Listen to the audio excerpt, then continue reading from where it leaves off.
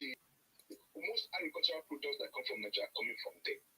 Now, we see a lot of foreign companies going there, starting up tomato industries, companies, manufacturing all these tin tomatoes and all that, and then buying from their farmers and using it. Now, do you think that if we have good roads in the southeast, it will not attract jobs? It will not attract companies going into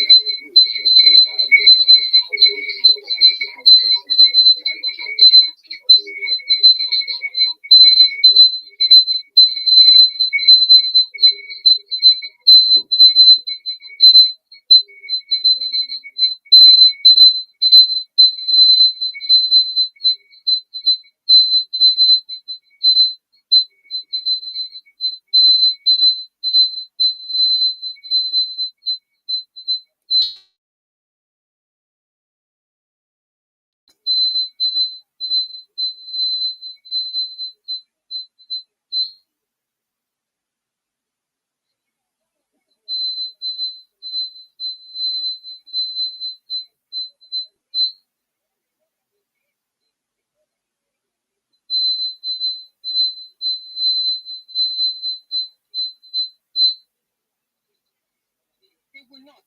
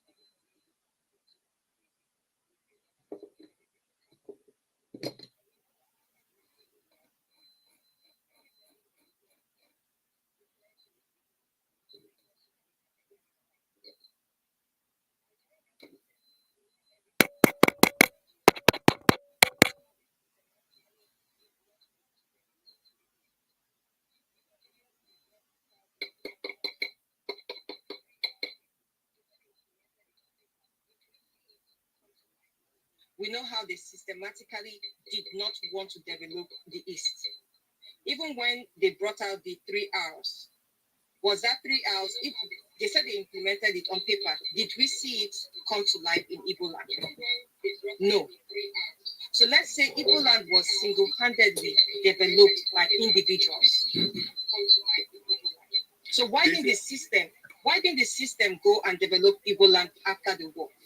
So those are the things that you have to act. Yeah. You have to think outside just being in Nigeria. You have to think, okay, what is the problem? Why is it that Igbo land is like this? Okay, we elect our leaders. Why are they not functioning as they are supposed to? When you're able to go back to history and think and come back to reality, then you know what the cause is. You're getting it all wrong. Calabar was also a former capital of Nigeria. Calabar is not as industrialized as Lagos, so it's totally different thing altogether. So if you Calabar talking about this Calabar you are talking about, do you know that the man that was his name, the former governor of Cross River, built what is it called? Ubudukato Ranch. He cannot run it. Why? No, he wasn't the one that built it. He built Sinapa. That's what I wanted to ask. But the Katurak was the eastern region that built it. It was Sinapa that he built. But the eastern region that built Katurak, but Sinapa, after this man, what's his name? After he built that Donadu. You know that Sinapa up to today is not running. Why is he not running? Why is he not running? If I may come in, what gave Lagos edge? That's why. Let me give you the answer. So what gave Lagos edge was importation, steel, wolf. That is the single thing. Okay. That is the single thing that gave Lagos importation and exportation. That was what gave Lagos edge. Why can't we? Okay, listen. You want us to build a company in the East as individual. Yes, and good. It's your region. You want to develop it. Then so that thing you are building and you want to manufacture in the East, it's more cheaper to buy it from Lagos. And you that is manufacturing locally cannot even sell one. So how are you going to survive? Another thing. When you look at it, anything that have to do with Nigerian development will favor an Igbo man. That is why we don't have seaport in the East. We don't have any international airport in the East. Lagos is being favorable because they are using it to compensate. They are using Lagos to compensate the West because of the war. Because if they open seaport, I tried to import something in Nigeria. Do you know when I want to import this thing? When I want to import this thing, I want to go through One to bring the goods. But the importation through the One is like ×2. If I have to bring it to Lagos with the transport, including transporting it from Lagos to the East.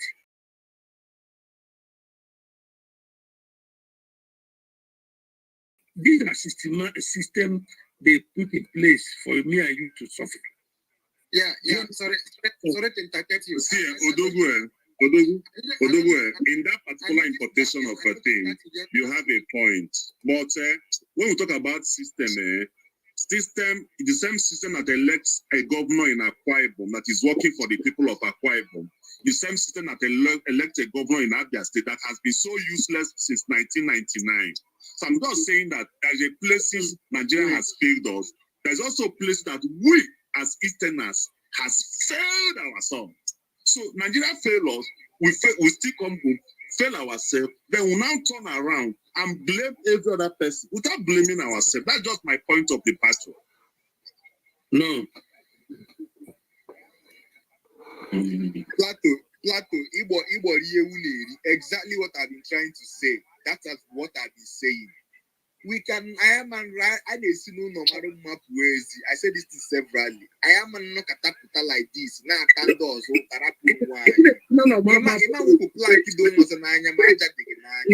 wait. You know, it's no map ways, but you can't get education to map ways. Let's basic foundation you have to get as a woman, which is education. There's a lot of things why you can't get those basic needs. You have to go outside your region to get it.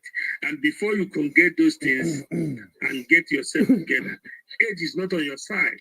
And you are not thinking about Oscar, you see, whether you like it or not, for Southeast region, Southeast region is one of the best places. Okay, go ahead. No, when I'm telling you that, yes, they say we are businessmen, and you need capital to start a business. There's no bank that gives you loan to start a business in Nigeria, in the East. You have to go outside, go to China, South Africa, as a legitimate business. This is how we operate. And how long are we going to continue like this? And somebody will blame that is. But in a system like America, I don't want to compare even with America. In a system that works, as a child, you grow, you go to school, at least they give you basic free education to get to high school. Then you cannot decide what you can do. Maybe after your high school, you decide to start working a minor job to fix yourself. You can be from there. But that's not the case with us. The system make it unnecessary that as soon as you start growing up, you have to go out of your region to look for money. Then when you look for this money now, you are coming back to invest it where you didn't get it. And maybe along the line, you are trying to invest it to where you didn't get it. The place you get that money may not be there again. If you invest it wrongly, you didn't get any return on it. Before you could go back where you get that money, that opportunity is no more there. Like some of us who got money from abroad and go home to invest it. Maybe that investment you put it or not, you think that is the best. It didn't work for you. Maybe some of us took loan and we went back and it didn't work for you. And you run back to where you get that money. You see that you have to struggle to pay back and do all the, and now that investment is not yielding anything again because the system have made it possible that they can't support you if you didn't build on your own. Even this Anderson we are talking about, we know what GTB do to him. We know how he struggled with them for him to get to this. There's people who don't have that capacity to do it. So, but that's not what I'm here. Why I'm here is because when we in the self-determination is saying that Nigeria is not working, it will never work. People think that we are just making it up. And that is why I want us to discuss about the open confession of the North. I want us to compare it with what happened in Nigeria. And now, some of us are surprised. Some of us are thinking that, it's happening in the North and these people are killing themselves. I just want us to understand that nobody is killing. They want to annihilate the indigenous people. And this is the basic of this conversation.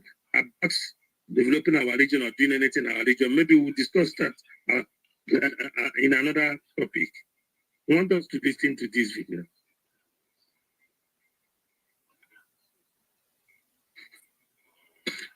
Hold on a second.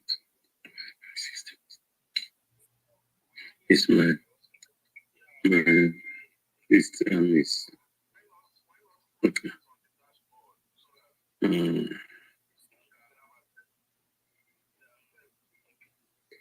We can't hear anything. No? Yeah, I'm trying to play it.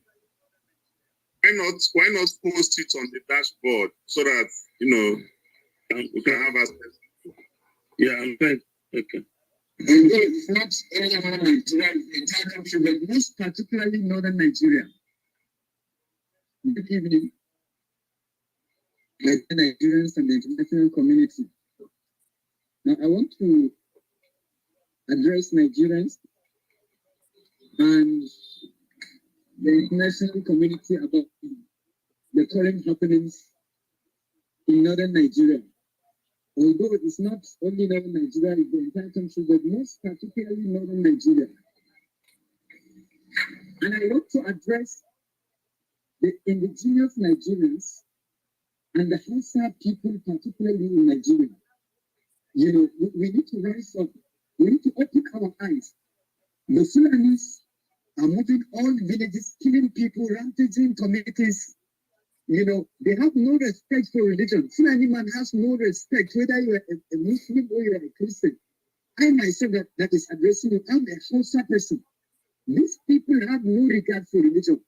If you are thinking it's about religion, you better open your eyes. That the indigenous people in this country and the Hausa people need to rise and open their eyes. This is not about religion, it's about ethnic cleansing. The Fulani people want to eliminate the indigenous Nigerians. Now, in my local government, your local government of Kaduna State, it's a local government that is 99% Hausa people by tribe. But as I'm talking to you, over 4 days now, the Fulani militias have killed over 200 persons. And among them include my own relations. They have burnt houses, they have destroyed both Greeks and Muslims. So it is high time for particularly the indigenous northern Hausas to unite themselves against this onslaught. If those that are in position of authority, if you think this is about religion, then you are still sleeping. This is not about religion. This is about ethnic cleansing. They are trying to eliminate the indigenous, Nigerians, the indigenous northerners, and take over their lands. This is about land grabbing. I'm telling you, in the Indigenous community in Gwo local government, which comprises of over 60 to 70 villages, cluster villages, there have been so far now, over 100 people have been killed, houses burnt, their cows, their cattle that they use for, farming, for construction of bridges, and all that they have been scattered away, their houses, their cars, all their properties. As I'm talking to you right now, they have left their communities, they have run away to other places, to visit, and even some of them have moved towards Zaria. How can you expect a farmer to move into the city to do what? To do what for God's sake? It is high time for Nigerians to wake up. It is high time for the Hausas to wake up. The Fulanis are blindfolding our eyes, the Hausas. I'm a Hausa person, and I'm talking with passion. The Fulanis have used religion to blindfold us. The thing that it is about religion, no, it is not about religion. It is about ethnic cleansing. It's high time for the Hausas. Thank God, this broadcast, I believe, is going to be put, into the group that comprises of all the houses, the individual houses, and with the effort making to unite the houses, to rise up against this onslaught. So I want you to understand this is not about religion. It's not about religion. It's about ethnic cleansing. The same thing that is happening in southern Kaduna, where the indigenous southern Kaduna are being eliminated by the Fulani. The same thing is also happening in northern Kaduna, where they are killing houses. It's not about religion. If you have that people are being boxed in southern Kaduna, houses, communities, guns, and you are happy and you think it's about Christians, now you better open your eyes. It's not about Christians. I'm a Hausa person. Our drug of government, which is in northern Kaduna, many parts of Kaduna, Zamfara have been, many people have been eliminated. I want to know right now, as I'm talking to you, only in my own community and Kaya, there are villages, over 100 villages in that axis. It belongs to the western part of your local government. Of course, just to mention, just about 2 months ago, the house of the person representing us at the state level now, the state house of assembly, was killed by the bandits. So, and this man too is a Hausa person, it's a Muslim, so it's not about religion. I want you to understand that this thing is not about religion. It's about ethnic cleansing. Right now, as I'm talking right now, this evening, they have started operation from about 5 p.m. up to this time that I'm talking to you right now. The Fulani militia are still there operating, killing people, burning houses, raping our women, kidnapping those that they can kidnap. This is not just kidnapping, it's even more than kidnapping, and invasion. Now, I want you to know that your local government is one of the major, agricultural community in Nigeria. You alone can feed the entire Nigeria. Now, your market, for instance, your grain market is one of the largest, grain market in Nigeria. If the inhabitants of your local government are chased away by the bandits, that will have multiplied effect. That will have negative consequences, not just on the livelihood of the people, the inhabitants of your local government, but the entire economy of Kaduna State and the entire community, economy of Nigeria. Farmers are living, are running. Farmers are coming to the city. What will they come to the city and do? What will they eat? So it's time for local authority. Now, if you are hearing me and you're in authority, you have a say. And if you keep quiet because you don't want to die, you will eventually die. You will eventually die. Whether you like it, whether you like it or not. The government aspirant, from Katsina that was killed by the bandits some couple of months ago on his way from, Katsina to Abuja, on the Abuja road. Did you believe that you were going to be killed? If you think you are in position and you don't talk so that you will not be killed, you will still be killed. We that have chosen to come out and talk, we will still be alive. I know that no devil in heaven and earth can eliminate my life. So we will come out and talk and get what is supposed to be done, to be done. It's better for you to rise up and talk. I've spoken to many military and invest in the military sector that contributes me of a lot of legislation, which is affecting the operations.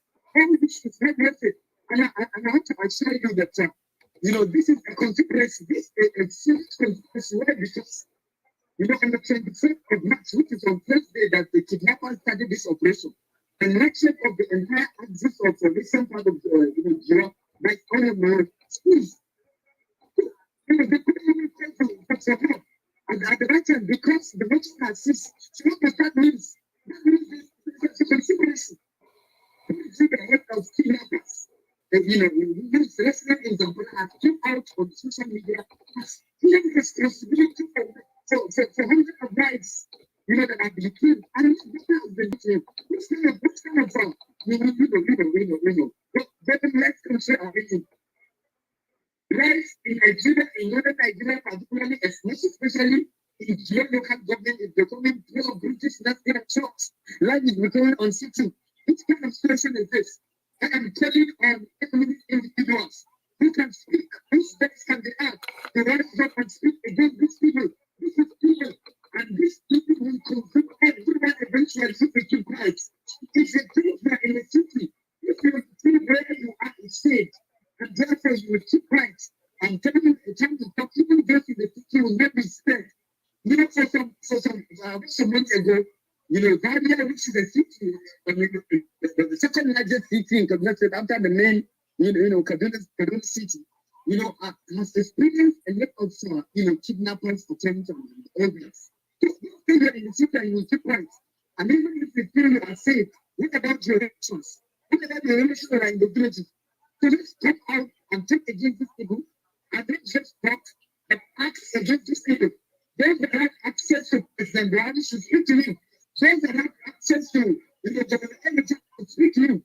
Those that have access to other state governors, those that have access to head of various security apparatus in Nigeria, they should speak. These bandits are human beings. They are not. They are human beings like you and I. If there is effort, they can be stopped. They can be stopped. Nigerian military is not equipped to face them and destroy and annihilate them. These people, they are not serious beings. There are people that are not where they are the children of people. So why not Nigerian security reinforce the land army, and the air force to enforce and face and clear them? If the police to act, people will convict every one of us. So I want to call particularly on the houses, the indigenous houses, to rise up. I know that Fulanis have deceived houses. They are taking over the northern Nigeria, even though they consider a minority in terms of population, but in terms of the politics of northern Nigeria, it's Fulanis.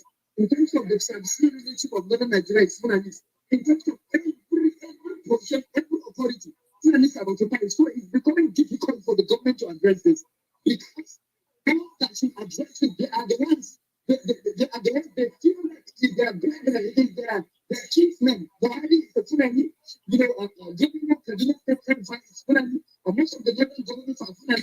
So that has made this thing to continue. Therefore, I want to call on the indigenous people of Nigeria, the indigenous houses of northern Nigeria and other minority tribes who rise up against this evil. If we refuse to rise up, and I also know that there are some Fulani that are well who are not happy with this thing, who also not supporting these people. I also want you to call on your brethren to call the attention of your kinsmen, the Fulani, against these people, and to expel them, don't give them autonomy. Expel them. If we collectively put our efforts together, if we collectively expel them, this evil will stop. This evil will stop. Therefore, please, I want to call on the indigenous Nigerians to stand up against this evil, and if it is that this evil will eventually consume us. Thank you so much, because I believe not only the Nigerians, but also the international community. I want the international community to come to the aid of Nigeria, because Nigeria is under siege. Nigeria is under a serious consideration. United States of America, Britain, Germany, France, and all the well-meaning, and even the United Nations Organization, and all the well-meaning, people across the globe to come to the help of Nigeria, because Nigeria is burning in flame. Your local government under Kaduna State is burning in fire right now as I'm talking to you. Come to our aid. Thank you so much. Thank you, everyone. I hope you listened to that video. I'm going to play another video from Erfa. I want to bring our attention to what is happening in Nigeria. We can talk about investment as all we want. What I want to my question I want to ask people here is see what we want this our faith to be, because I think our people are still like want to see this thing happen to them before they will agree that they honor me. But today Nigeria is under siege, and for Nigeria to work, they must eliminate the indigenous people for Nigeria to work, and that process is there, and they are working on it. So I want anyone in this room to tell me, do you think that some this insecurity is going to Yeah. Yeah, I'm here. This is a Hausa man telling people that Fulani are the ones killing them. Even though the Fulani narrative is that they're just killing everybody in the north. Nobody knows who is killing who. See, those of us in the south, if a Hausa man telling you is not enough for you to wake up, that maybe it's when they're in front of your door that you finally wake up. But by then, it will be too late. This thing Fulani have been doing now, if anybody knows the history, you understand that nothing has ever changed. This is what they've been doing since they entered Nigeria for over 218 years, to be precise, since they took over Hausa land. And this same behavior hasn't changed. So if you think that election will stop them, oh boy, that means the person doesn't understand. Since you've been in this Nigeria, you've been voting election. What has election ever done for you? Other than if you are even lucky that you go to the right polling station or you know the right person, they'll give you 5K on the day you vote. After that, what else has election ever done? So if election didn't do anything, why do you think election will now stop these bandits killing everybody now? How does a bandit that's rearing cattle from here and there, how does he get his hands on AK-47 with bullets? Anyway,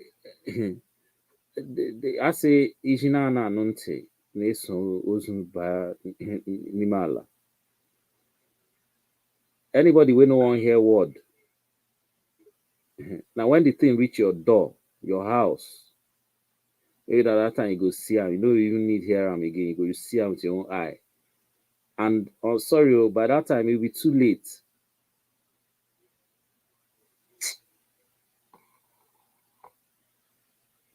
I know some people that still believe in Nigeria don't like to hear this kind of thing. They want to see it like this. Because we are focusing on money. I know some people that still believe in Nigeria don't like to hear this kind of thing. They want to see it like a conspiracy theory because we are focusing on money. We are focusing on this, we are focusing on that. But I keep on one year then to Nepal, a dead person, like our sister Chinedu who died on that Bernard Park. Almost Obi of furniture was almost a victim of that attack in that thing. You know, when we are saying that, let's secure our land. As long as we are part of Nigeria, that land cannot be secure. You can make investment. It's good to make investments. Good to, but how long are we gonna live as if our life are safe? Our life, nobody's life is safe in Nigeria now. So if we have people do the first thing first, and you want to build a mansion, you didn't do your foundation very well. That mansion is gonna collapse at the end of the day. This is the point you are making. The point you are making is that we must be safe to talk about money. We must be safe to talk about building this and that. And if we don't separate ourselves from this contraction of Nigeria, it's going to consume everybody. They are coming. Odogu, how do you do the separation? I have another meeting. I want to hear your solution. How we do separation? We are asking for referendum. That's the answer to your question. Referendum, they have refused to give you, and that they will never give you. So what's the next solution? They refuse to give us referendum. Push it. Okay, I want to. I will play it. If they keep you know what? Political process, get your PVC and this and that. In America here, when it was the gay right, they agitated for gay right. It was not in their constitution. But when they push, at the end of the day, today in America, even the priests are celebrating gay right. So why we as a black people cannot have that discussion of referendum? Why? You haven't, like, if you pay from tomorrow now, what am I supposed to do to protest for referendum? I think all of us have to raise our voice for referendum. Because we know that we can get peace as long as we want. But at the end of the day, they give us what they feel like.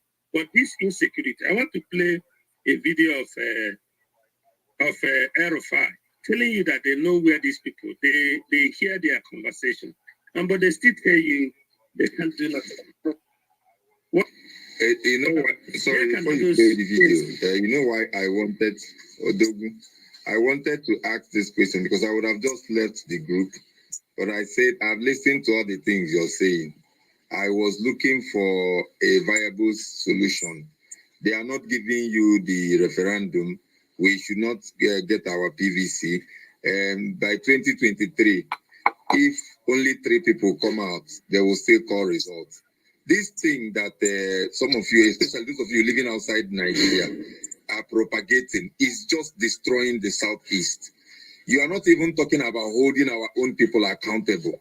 We like to promote the use of the Fulani, but there are governors, there are senators, there are local government chairmen who are squandering the resources that is meant to better their neighbor. And it is easier for those of you who are outside Nigeria because you don't know what we're suffering here. So whether you like it or not, there will be new people to continue to receive allocation, to continue to manage the Commonwealth, to continue to take decision over the assets of our 5-star Igbo Southern states. Onyedika. These lovers of Biafra and the IPOB people, except you people come to terms. There are people here in Igbo. Yeah. Onyedika, you know what? You know what? You guys should go and even vote. I want you guys to even vote so that when you all are who the end of this voting, that you can vote all you like. After voting, Oh,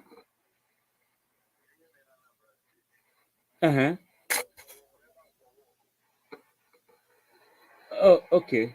Oh. How many people came out to vote?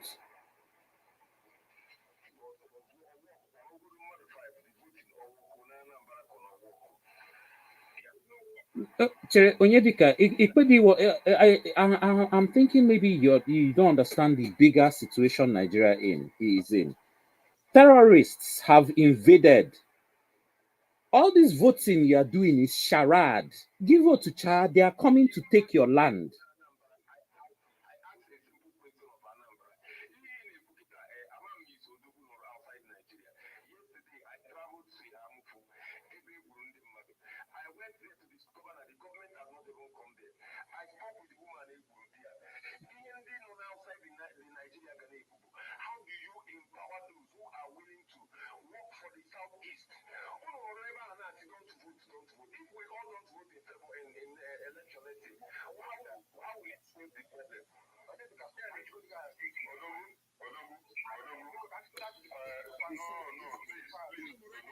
Don't vote.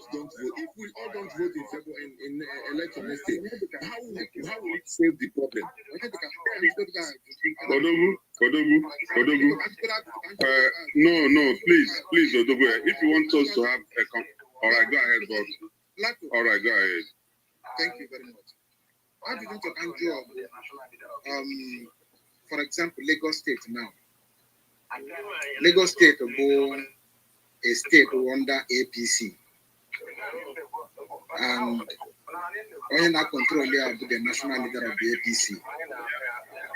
Is it my network or Matrix network? Please, somebody should confirm. Hello? No, Matrix is speaking and I'm hearing him. Although we shall look at Matrix to judge this question, can you help to So, because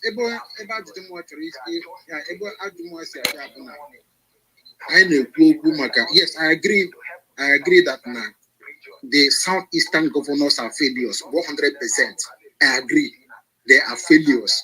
They are just there to steal money for their selfish interests. They are not there to help the southeastern region, both collectively and individually. I understand that, but generally, what has, for example, Lagos State as APC state done to secure the lives of their citizens? And that is number one. Then let us go to the entire northern region, because that entire northern region now, my APC, how my former non-government, everything is from the north. So what is happening in the north? So what are we trying to say? What I'm trying to say here, put that now. whether, I mean, there is just little the Southeast governors can do in terms of, okay, maybe they can fix the road, they can fix the market, something like that, at least to make the road accessible. I agree, that is normal. But in terms of economic policies that will impact the lives of the people of the East, my brother, although possible, the Southeastern governors cannot enact such policies because all those things are under the exclusive list that can only be, done by the federal government. The state government has no power to do such things. So that is the problem I don't here. Like development. Now I record that now earlier last week or 2 weeks ago, onwe ngwafia ncho send by ife abụọ kodi ya. So mgbe jụọ nwatakịrị Chinese si ya biko si ya ke na ncho send ngwafia to Nigeria or sim or Lagos ko one nsi ya nyegodo price for the both places, and of course even they send in the state either Lagos or Onitsha by what good ya. So my yogram or sim bell price to Lagos 240,000. Carton and sack price 210,000. Now, what's the Muslim that now only bell price is 450,000, while sack price is 240,000, and I was shocked. A question my reply and what is there in Kete. So when she's in office here the following day, I have for some number of one that she should be the one asking me because I'm a Nigerian, she's a Chinese. Now let me give you another example. You remember when Enugu International Airport to be the you realize that for a little while, just a very short while like this, you began to notice that now a lot of international flights now are direct to Enugu, and then the Lagos and state federal government they realized that now this is going to impact them. Now Abuja and the Lagos. What happened? They shut it down. They gave us flimsy excuses. They shut Enugu International Airport down till today. It's not working. But then it was working, and we can fly from China to Enugu direct without stopping at anywhere, either Abuja or Lagos. Just like any other from some other countries. And by now, if it had continued by now, you will see that a minimum, even almost that now, in the Chicago. In Mexico, from express, 7 days or 24-hour express cargo from China or any other place to Lagos, and a Messi direct to Enugu. So from Onitsha, things were becoming very easy for us. Development was coming, but all of a sudden, the federal government, Lagos, had talked about okay, these people are going to develop. Faster than before you know it. They will begin to lose customers in Lagos. So what they did is to cut it off. And now what they did, they were able that on the airport, on the port one, they may pay here. So they opened it, but then they doubled the money. A gigakuna Lagos, a double times 2. And then it is here, a gig will be to Onitsha from Unahu. Or double times 3. Or can money said that Lagos. That is the thing. So I understand that it is a very difficult problem, Kainonia. The southeastern region is a very difficult problem. You cannot tell me that our problem is the governors. No, the governors are the problem. We have problems of our leaders from the southeast simply because they are not standing up to the federal government. That is where I'm holding these people accountable. If it is about development, there is nothing they can do other than okay, yes, there are roads. Yes, there are roads they should be doing. There are marketplaces they should be doing. There are some other development they should be doing. But when you talk about the real development, which has to do with economic policies, it has to do with the federal government. And that is where we have the biggest problem. Can I say something, metrics? Because, I told you I have another meeting. Sure. When I listen to... Speaking. Yes, I'm the one. hold on, before you go, I want to say, because, when we open space like this and we want to discuss, we said, abroad, as if abroad will have, abroad, not abroad. I want you to understand one thing. We have seen system that works. And when you look at Nigeria, it doesn't work. And when Odogu.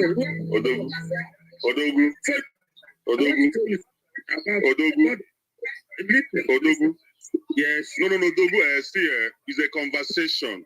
See, you have spoken, you are the host here. Matrix said something. Let Anyadika say something. You are the host, you have all the time to say whatever you have to say. That is how to have a conversation. So that people can stay here. If you continue like this, people will leave. You might be left with only 2 or 3 people to continue saying what you're saying. Allow Onyedika to talk. When he finishes speaking, you say whatever, everything you still have to say. Go ahead. Anyway, thank you.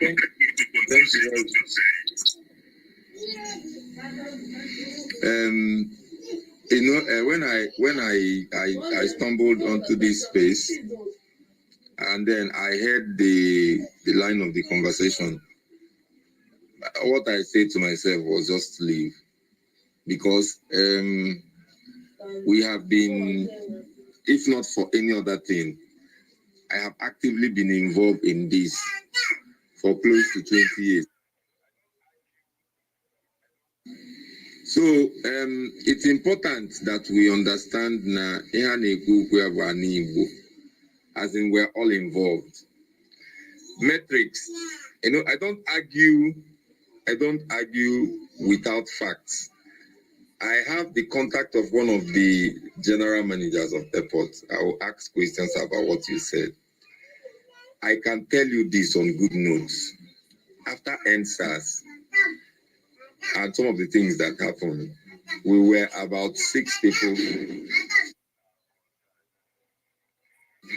that started engaging with stakeholders.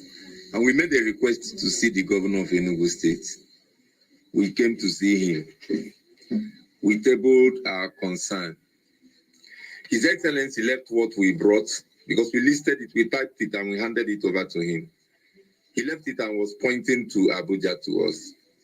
And I was patiently expecting to hear how that Abuja pointer is the problem of what is happening in Enugu. He couldn't convince me. The other people were bamboozled by the splendor of Government House. I told him right to his face, I said, Your Excellency, with all due respect, this is just mere deception. And you're using this thing as a political tactic. How can a governor be saying sympathize with me? A Metrics is trying to convince me that a governor cannot effect any policy for economic development, that they can only build roads, that the policies are on exclusive list. What we should do, because the 3 of you here now are on the same side, and I am even happy I spared time and we're having this conversation, and I want us to do it again and again. We're going to be bringing out facts and figures. It's not about staying here to say these people hate us. Yesterday I was at the Hamufu. It is in issues of local government. Today I was in Eziago. I am not a government official. I am not a PG. I am so bothered about what is happening here in the Southeast that I see it on a daily basis. And it is a deception, self-deception. Can I point hands buying up? Anyway, an imbalance in the country, even a blind man can see that. On the Fulani, Melona, Onyi Bobia, Ona Alubu Ibea. On the Fulani Melona, even the little one we have here, that we can't use it very well. On the Fulani Melona last week, now up to 50 teenagers and then on their early 20s with axes, guns and machetes now, but in the main street, they call. If we want to build an Igbo, we must look inwards. That imbalance to the Diagabe is easier. Like one of the things in maybe since last year, November, December last year, was to insist that people on a ballot Can we the best na each of the parties? And would you again when Enugu now match Asoluda on Anambra? And you cook federal. The federal there are no voices of India on Twitter. Oh, when they under the constitutional entitled to talk. They are the members of the National Assembly. Yes, I be smaller, but what are they doing? I'm sorry to say this, even the one that is voicing out in the Southeast is voicing it out of to whooping sentiment. But on a radio, on a bamba, on a television, on a who is this Buhari as a sitting senator? But you go down to the constituency on a representing, any presence for how long on the Senate? If you start doing this on Twitter now, people about them, hey, Twitter. The result I wanted from it. So can you really can we an argument in a fabricate or in a there setting? If from Kiyukula about airport, no, I've been very close to any airport. I'm a Mumbai cargo planes and even other and begin shakes the side of Airbnb. But I can't begin to totally disagree with you now. I'll speak to the manager early tomorrow morning on your feedback. By constitutional empowerment. Before I the facts of the destruction in just 2 years. Before I rebuild the Changway here, maybe na ni Boanyo or Gabwin, go down referendum or saying, Ngono Navazi agent or Lubunu, he had a rebuild. So some of the arguments are there. I don't wrap my head around it. But Obulu this is like Lani.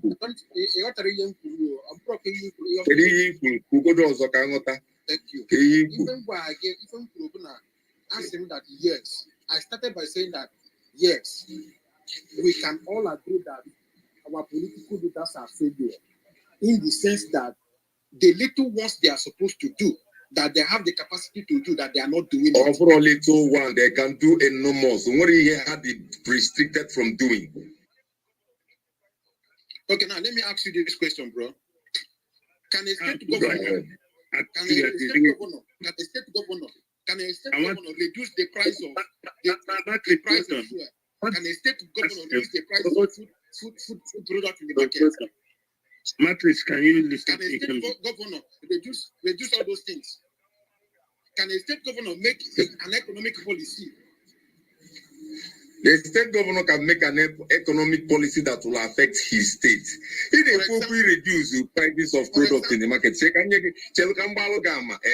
because we thank God one of the things, is the very active between this year and next year's election. CBN will program Anko Broa's program. I discovered that in 2020. Now, only Igbo participate in a cotton production. Eba budget 40 million or I went to Abuja on my own, sponsored myself, slept in a hotel. During the association program, cotton. Ujua keriye mene only Igbo part of here name. I think will an Igbo man come and be chased away? I came back to the southeast. Gathered 5 names tentatively for the 5 states, typed it, went back to Abuja. They said that between the first time Umdiala and Nkanna Chiterazu, that an Igbo man have joined them. Maybe out of my activism, the Mohammed Melonia invite to Konyawa Jakayabia. And he lives in Abuja, he is now part of the National ESCO, Onya Anambra, Barrister in UK. I went to see him as Onyi Igbo no there, no Nkatandi Southeast Kandalepa. The first question, Jomobo, what have you been in government? And say nothing. Or saying who is your father?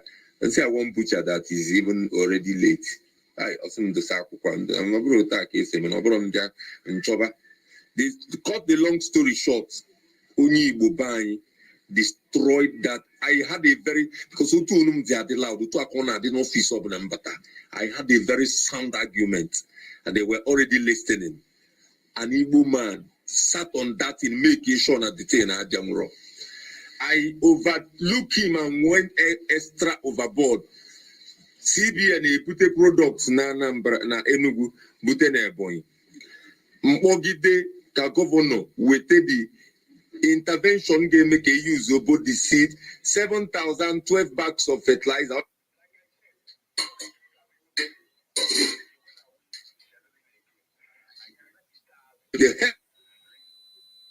India. So anyị chọọ ikwu okwu a, my brother, like I said, onwe nke ị ga-abụ iwepụta nsị gị okay, when are we scheduling again? Anyị anachite azụ.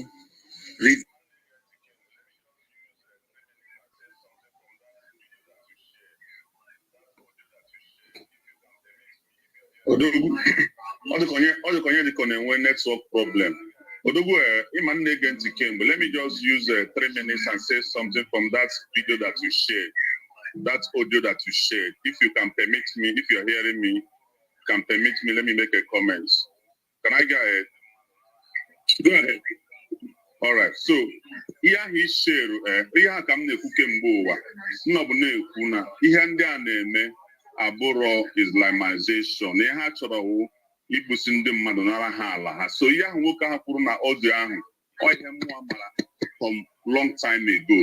Ekwubugo m before say na Buhari na-ahụ onwe ya first as a Fulani before hụ onwe ya as a Muslim. Anyị chapter go to Islam, they will not spare our life.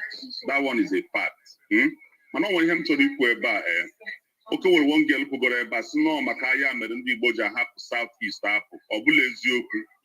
Ine n'anya Ojukwu na Zik, our foremost leaders, amụrụ ha na ebe Zungeri nọ na ebe Niger State n'ugwu Hausa. Ebe a ka a nọ wee mụ ha na abụ Ojukwu na Zik. So ka ị mara na ọ bụrụ taa ka ndị be anyị toro wee pụwa. Now, gbasaziri ihe onye ahụ kwuru na ọdịo ahụ, ihe anyị na-eti mkpu na terrorist take over north, take over ebe nka. Problem anyị na-enwe azụ ndị Igbo wụ na anyị na-akacha ebu ihe ndị Naijiria n'isi without ibu ihe gbasara anyị n'isi. Now, inegodo anya now, the worst mistake ndị Igbo mere n'ụwa ọ kwere ka anyị na-ekwu otu m dị na-ekwu ugbu na ọsọsọ ndị Igbo nọ ebe ahụ. Ọkwa nrukwu ahụ mere na January 1966, all the worst mistake anyị mere. All ndị Igbo bido bụ the coup n'isi, ọkwa ndị Igbo kwụsịrị the coup. You have the worst mistake anyị mere. Maka gịnị? At least we were doing well. The whole Eastern region, we were doing at least making efforts.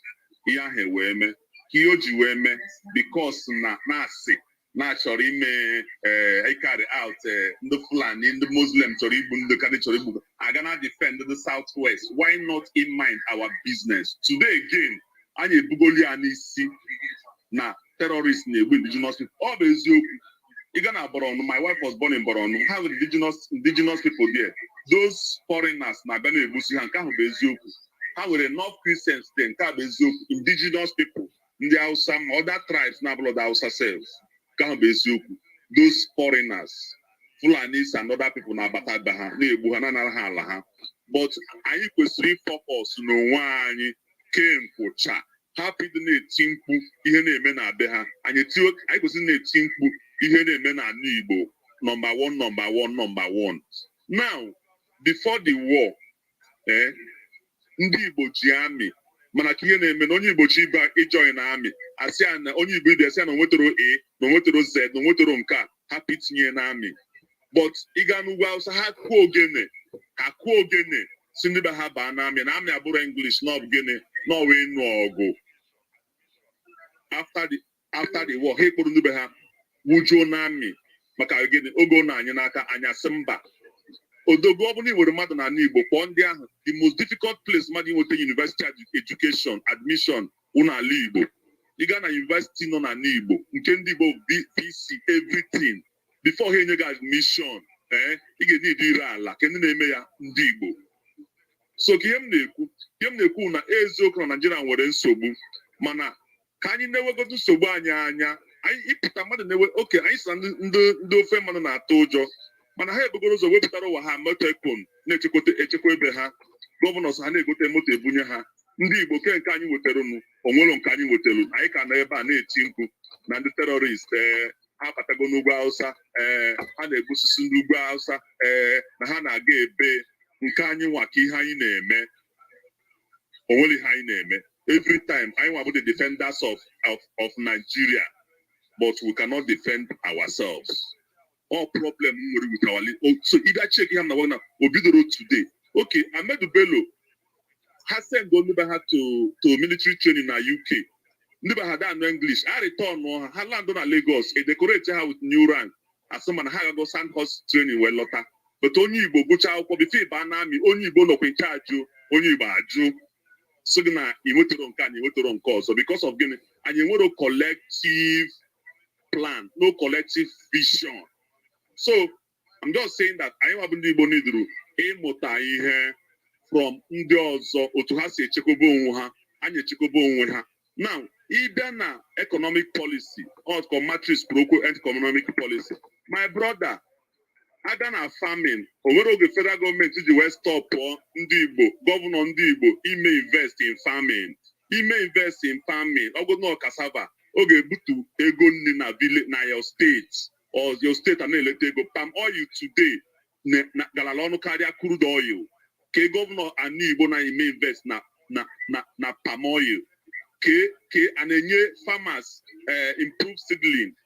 Palm wine na wow. Ndibo today because we go improve seedling for palm wine, for palm kernel, for palm oil. In carbon nature, you get it and plant and get. We are not doing it. Education. Are we investing in education? Are we investing in skills? Those things you don't need federal government to do it. We can invest in skills to export our manpower. The greatest resource in human manpower, human resources. Our government, are they investing? That airport at the Kogejima International Airport, it was under Jonathan. Okay, this Senator Stella Odwa, Minister of Aviation. So just you want to go important of having you are good person in power. Or that airport on our law. State government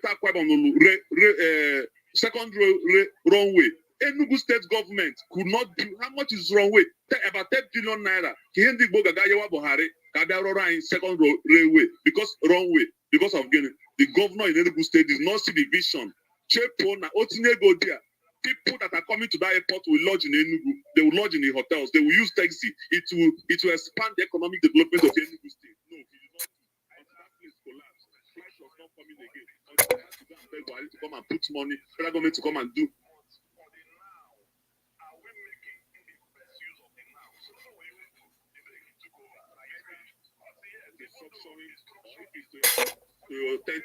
Is okay, but for the now, are we making the best use of the now? So look at what you hope the day he took over now his speech. Us, yes, even though the structure is bad, but even within this constitution and a use, there are a lot of things he can do. Even when he met almost an empty treasure, but he did not blame anybody. He said that will be the default, that will be the basis. He will grow and walk. What we need in Alibo, leaders that love Alibo, that will see Alibo first before it will another place. Because even if referendum come today or tomorrow, we need to galvanize our people first. Have a vision. I cannot blame a people that have a vision. From Fulanis. Let's learn from them. They have collective vision. Any person be a Fulani man works for the interest of the Fulani. And you wouldn't even work for the interest of Indigo. Or should we blame Fulani for working for their own interest? Every human being, the whole world over, works for their own interest. An average human being is selfish, is inborn. They work for their own good. Let Igbo man, let Igbo woman work for the good of the Igbo nation first before any other interest. That is what I'm saying. As I said before, that audio is a reality. It is what is happening. But although I know I can defend Nigeria, let's defend Igbo land. Let's defend Igbo interest. Because all you have is 1960.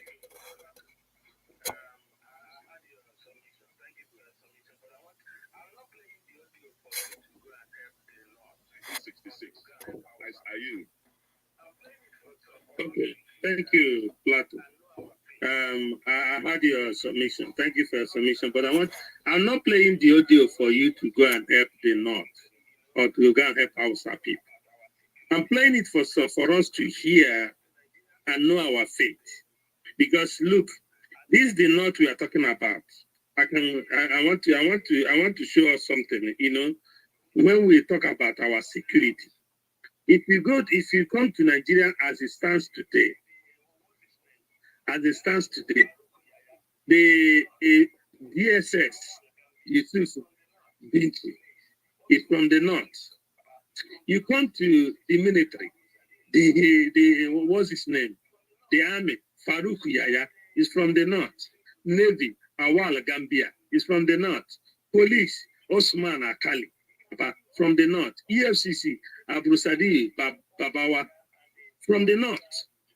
And if you listen to Erufa, he can tell you all the intelligence around the airport area and the Abuja to Kaduna road, and you see the attack that is still going on there. You come to the east. What I'm saying here is that what are we doing as a people to defend our own people? Because the security action is not even in our hand. Tomorrow, if any killing goes on in the east, they will blame it to IPOB. But why are we not asking? If these people in the north have this position with security architecture of Nigeria, and still this attack is happening there, what of us that doesn't have anything to do with the security architecture of Nigeria? If these people come to the south, what will be our fate? So our say we should defend ourselves. How are we going to defend ourselves when the immigration is from the north? The custom is from the north. The police is from the north. Even the day they were killing in Enugu State, the killing was going on in Enugu State. And the governor of Enugu State called Abuja. Did Abuja respond? Did that killing finish? You know that they are coming. But when they call a police commissioner in Enugu State, police say that they have never get any order from IG. Called IG didn't pick up. He called the presidency. They didn't pick up. So how do you intend to defend yourself in this situation now? We are talking about economic growth. We are talking about investing money. Are you going to invest money where you can wake up in the morning and your children are put? What I'm trying to figure out, what I'm trying to point out here is not for us to go, everybody to his own tent. But what I'm trying to ask we as that if these people who have all this security information, security intelligence, the ammunition in their disposal, are suffering these attacks, and nothing is happening. They attack Duna Airport, nobody was arrested. They attack the train station, nobody was. So this attack is coming down to the south. What is our fate? How are we going to save ourselves from those kind of situations? That is my question, and that is what I want people to contribute. Not about this governor. So Ludo can stop the army to invade his own village. He cannot even stop this Fulani to invade his own village. How are we going to defend ourselves? Because I'm asking, do we want our fate to be like this man that is shouting, that is crying from the north? We are, since we come into this space, everybody is talking about economic growth, this development, leaders and all that. But my focus is that when these people invade your village, who will defend you? Who will defend you when these people come to your village? I was in the east. When people talk about you are abroad, you don't know what you are going on here. I went to the east to know all the things they are saying. We are not safe. And how are we going to keep ourselves safe? This is my question. And that's why I played that video. When we tell people there's a conquest, that there's a conquest of that Madam Fodio started, people say it's a conspiracy still. Yeah. Every time I hear Ndigo talking about let's invest, let's focus on investment, let's focus on education. Yes, all these things are good. And me personally, I've invested. I've tried to educate people, but it didn't work. But let's not stick with my personal anecdotes. Me personally, I've invested. You want to do business and investment in an environment where there is no security. But let's not stick with my. Is this not putting the cart before the horse? How can you set, okay, you do a campaign now. You get all these people from diaspora, all these Igbo people from diaspora all over the world to donate money to set up a business in Igbo land, supposedly. And then the place gets invaded the next day. Either herdsmen invade or the Nigerian army invades or what's the name? Herdsmen, Nigerian army, or what security guarantee do you have for that business? If, let's say, all these people that talk about business, let's even say they first of all say, how do we secure able land? Then we start building business. I will understand. But they just, sorry.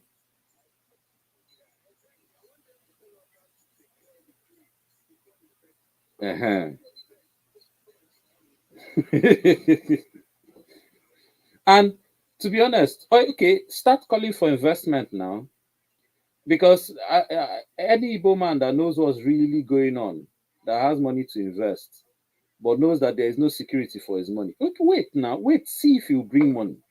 Wait now, as if they after working for that money, they are now looking for somewhere to just go and throw it away. Which sound businessman invests without security?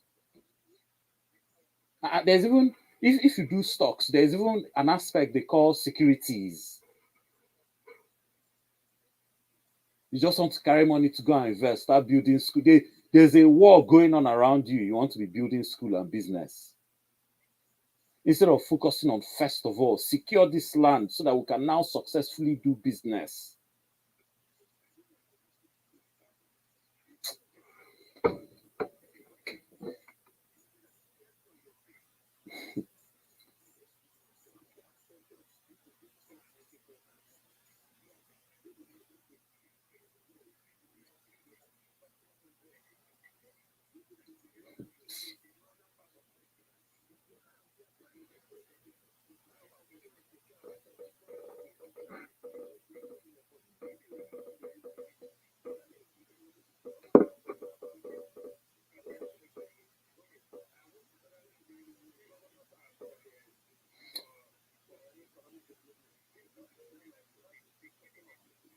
Yeah.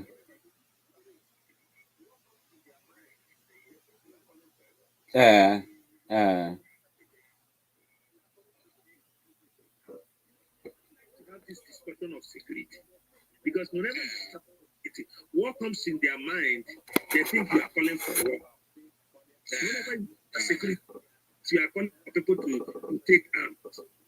When you talk about security, they think you are trying to say, this property,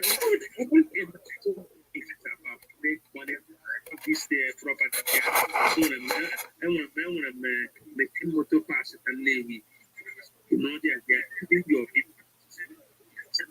So I don't understand how they are running this discussion of security. Nobody wants to hear it. Do you know in the East now, they don't want to hear about this security.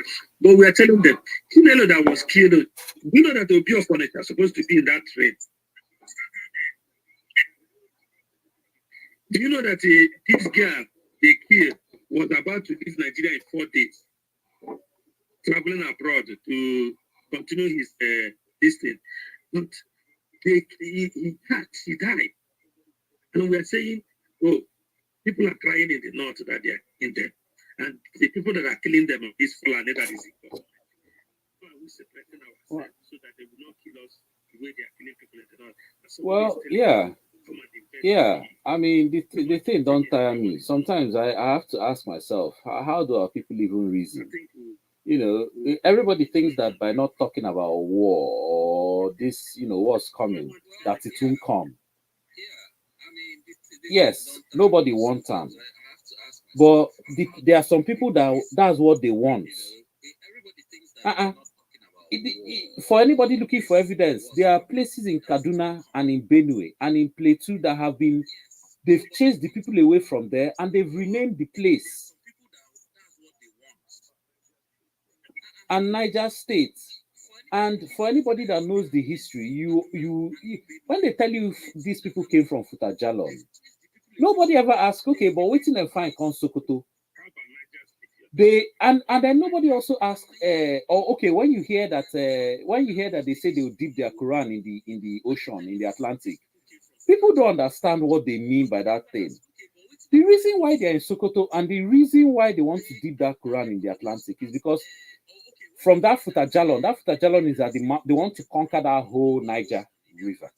Futajalon is at the mouth of the Niger, and they've been following that river for over 1,000 years, killing people around that river for over 1,000 years. And now they've got to the area where it's in Nigeria, Sokoto. The reason why they had to control the north, Sokoto, is because they had to control the trade route to Kadem Borno, to Egypt, and then into Mecca.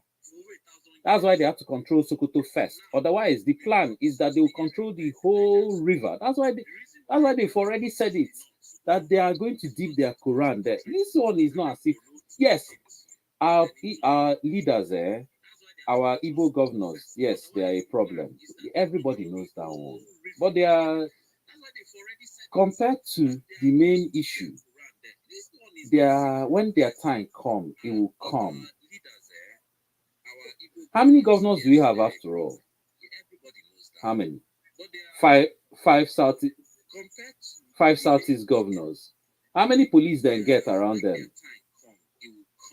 You know. But meanwhile, these people we're talking about, these marauders, as we speak, there's over 1 million of them now in all our forests surrounding the whole place. But you want to go and build business in the middle of people that have come to steal your land. Man. Anyway. But you want to go and build business in the middle of people that have come to steal your land.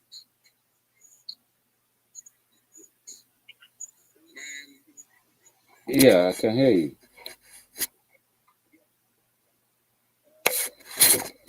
Everybody wants you. Take this. Can you? Yeah, I can hear you. Yeah.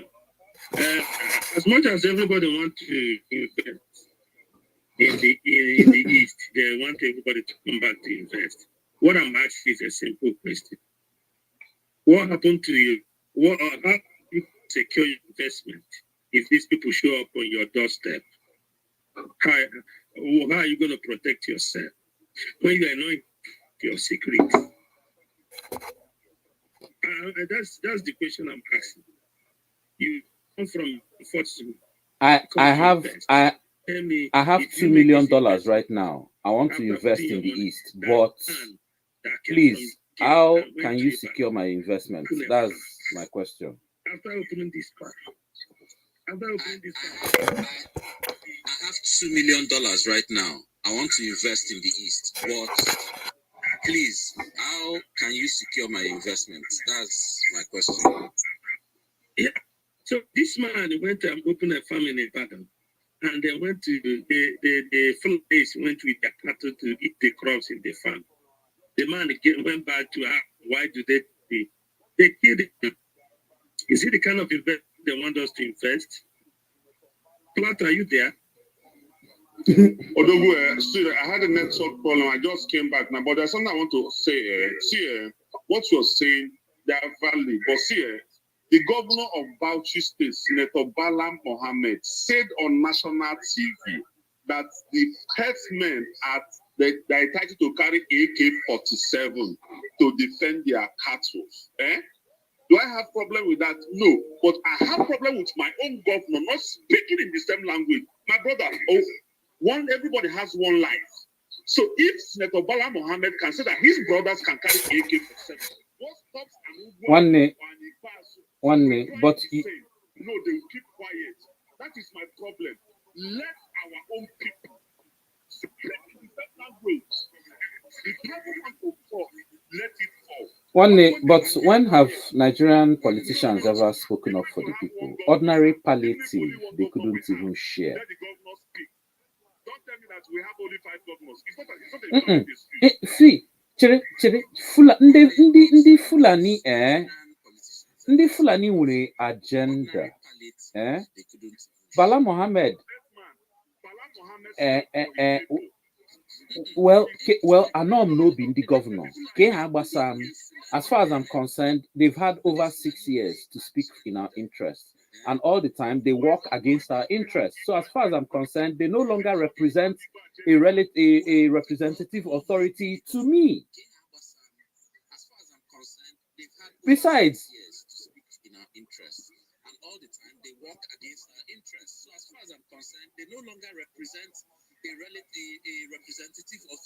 since the beginning, yes, since the beginning, So we didn't just start having governor in the East since 6 years ago. We had governors since 99, since this republic began. That's my quarrel here. So it's not just 6 years. So we had people there. What are they doing? If a vote, let me shock us. When Enahoro, may his soul rest in peace, moved a motion for self-governance, the Northerners said no, they were not ready. In short, they had to move, they left the house, they later had to amend that motion to read as soon as practicable. The Northerners were good in Lagos. They were good, but they spoke for their people. Now, when Buhari was not feeling well, he was in, I think, in UK, they voted for, Senate voted about restructuring. And the people engaged, they are over. I think it was just 2 votes or 3 votes. What I'm saying is this. Why can't our senators I think, sorry, no disrespect, but I think many Nigerians don't understand the real fundamental structure and organization of Nigeria. And let me break it down in a very simple way I like to use to break it down. Because to me, this just explains our situation very clearly. Nigeria is a slave camp created by Britain so that she can extract all the resources at the expense of the people. It was a slave camp that was just a continuation of.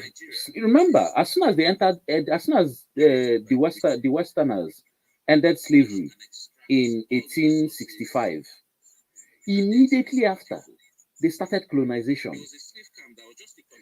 The colonization that they even now made signed documents over 20 years later, 1885, just 20 years after they declared the end of slavery. So let's not confuse ourselves. We are still being enslaved. Slavery never stopped. I'm not the first person making this argument. Even Oyibo people with a conscience have made this argument. So the best way to understand this, like I said, is first of all, see Nigeria as a slave camp created by Britain, because it wasn't Nigerians that created Nigeria. It was created by Britain. We all know this one. It complete with the name. Now, as in they had choice of, they were trying to decide whether to call us Rhodesia, Nigritia, Nigeria, Niger, Sudan. This is to show you that Nigerians did not have any input into creating this country. So when I say it's a slave camp, think of it as actually a slave camp. Now, for our leaders, the best way to think of our leaders are the prison warders working for the person that built that slave camp. This is why every time the people that built the slave camp use IMF to say, don't stop, devalue your currency. Our prison warders will just do it, knowing fully well that will cause us not to industrialize, meaning that we'll just meaning that we'll just be locked into this deal with the owners of the prison, where we just exchange resources for colored paper. A scam. So if you see Nigeria like this, you understand that especially with that final constitution of 99, that gives, first of all, seizes many of your rights, and then even gives the leaders absolution over anything they do. If you see Nigeria like this, then you understand that you're on your own. The fact that you supply your own electricity with your generator, You supply your own security with your gate man. You supply your own water, buying pure water, digging borehole. You understand that you are on your own. You're in a survival situation, which is that slave camp. So continuing to wait for your leaders or look to your leaders to do anything for you, I'm sorry, you pass this situation on to your next generation because nothing will happen. The reason you are dealing with it now is because our parents did not finish dealing with it. They passed it on to us.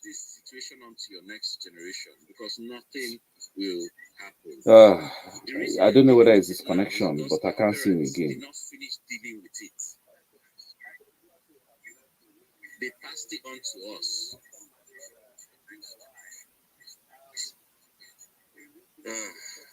I don't know whether it's connection, but I can't see him again.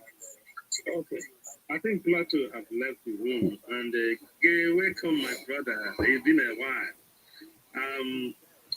In this space, we are talking about the insecurity going on in Nigeria, and people say we will have to come home and invest. Some of us have investment back home already, but we're asking, if we invest, how are we going to secure investment if these marauders show up in our space? Because now the whole security architecture of Nigeria is in the hand of the Fulanis, and still northern part is not safe. And an Hausa man came out and said, this is not about the north. That is a lie. The people they are killing there is the indigenous people. And we in the south are thinking that somehow these people will not come down to the east. And we are saying, if they eventually show up in the east, how are we going to defend ourselves? And some people said, no, let's grow our economy. I don't know how economy is going to solve the insecurity problem. I don't know how investing in the east will stop the person who is coming with AK-47 in your door to kill you. I don't know how it's going to do that. So, if you have anyhow economy to grow our economy will stop the insecurity, please. I want to hear your opinion because we're about to round up the space. We have been here for about 2 hours. Thank you, Oscar. Can you hear me clearly? Yeah, we can hear you. Well, it's an interesting question because I think we have to go back to first principles. There is a reason why many of us are abroad instead of in Nigeria. And it's for the simple reason that it's either we don't feel our lives and property will be safe, or that we will get the quality of education, jobs, and healthcare that we seek. So what that tells you already is that the absence of security, healthcare, and a good economy deters people from being in the country. So it's no surprise that as insecurity spreads in Nigeria, investment is diminishing. If I had the money to buy property and the choice is between buying a house in London or buying one in Nigeria, it's easier for me, makes it a no-brainer. I'll buy a house in London because once I buy the property, there's no Omo Onile who's going to take my property, or there's no governor who I'll quarrel with and then decides to revoke my C of O. So insecurity is a problem for everybody. Even if some people say, well, it's just in the north. Even if it's just in the north, the resources of the country are being devoted into the military. So billions of naira or dollars that could have been spent on healthcare and education are now being diverted to the military because we're trying to tackle this insecurity. So the whole economy is suffering because money is being misdirected. So truth be told, to solve this problem or to make the economy grow for people to feel secure to invest, we have to tackle the insecurity. And as you know, one of the causes is because we have an incompetent leadership and president led by Muhammadu Buhari. And I always like to remind Oscar campaigned for Buhari in 2015, despite us warning that this man was a danger. So now we're here saying, how can we fix the security? Well, Oscar, you were warned that Buhari was the wrong person, but you didn't listen. And now we've entered a one chance road. So to be honest, I don't know the answer. The best analogy I can give is if me and my friend are standing by a river, I cannot swim, my friend cannot swim. So the only warning my parents can give us is, look, don't enter that river. Because if you enter, nobody can rescue you because none of us can swim. But if the children refuse to listen and they jump in, there's nothing else the parents can say because the parents cannot swim and I cannot swim. So if you enter the river, I wish you all the best. So that's basically what's happened with Nigeria. I have no answer to the question. All I said was, don't vote for Buhari in 2015 because we vote for him. You're only one chance bus to nowhere. But Oscar and Co did not listen. They voted for Buhari. And to be honest, I don't know how Nigeria is going to survive Buhari. So we're in a one chance bus to nowhere. I yield the mic. Thank you, KK. I know you will land to that point of bringing it that I campaigned for Buhari in 2015. But one thing you forgot is that what does that show you? That I have once believed in Nigeria, that Nigeria somehow it will work. That's why when I see the performance of PDP after 16 years, they didn't achieve anything that is significant, like education, health, and which is the base of life. They didn't do anything on that sector. Even infrastructure, for 60 years, they couldn't provide electricity. And we're looking for alternative. And when APC come on board, and we think that they're going to make a significant change, and they come on board and see where we are. As much as I regret and apologize for voting for in 2015, there's something Buhari government have teach me. Buhari government now shows me that whoever becomes the president of Nigeria is not going to do any miracle. It's not going to work, no matter who becomes the president, because they have never ever worked in the first place. So Nigeria will never work because of the way Nigeria is structured from the foundation. So now, to show you I believe in one Nigeria, it's my big responsibility to get a PVC and vote, which I did. Since 1999, they started this democracy. I participated in elections to show you that I want Nigeria to work.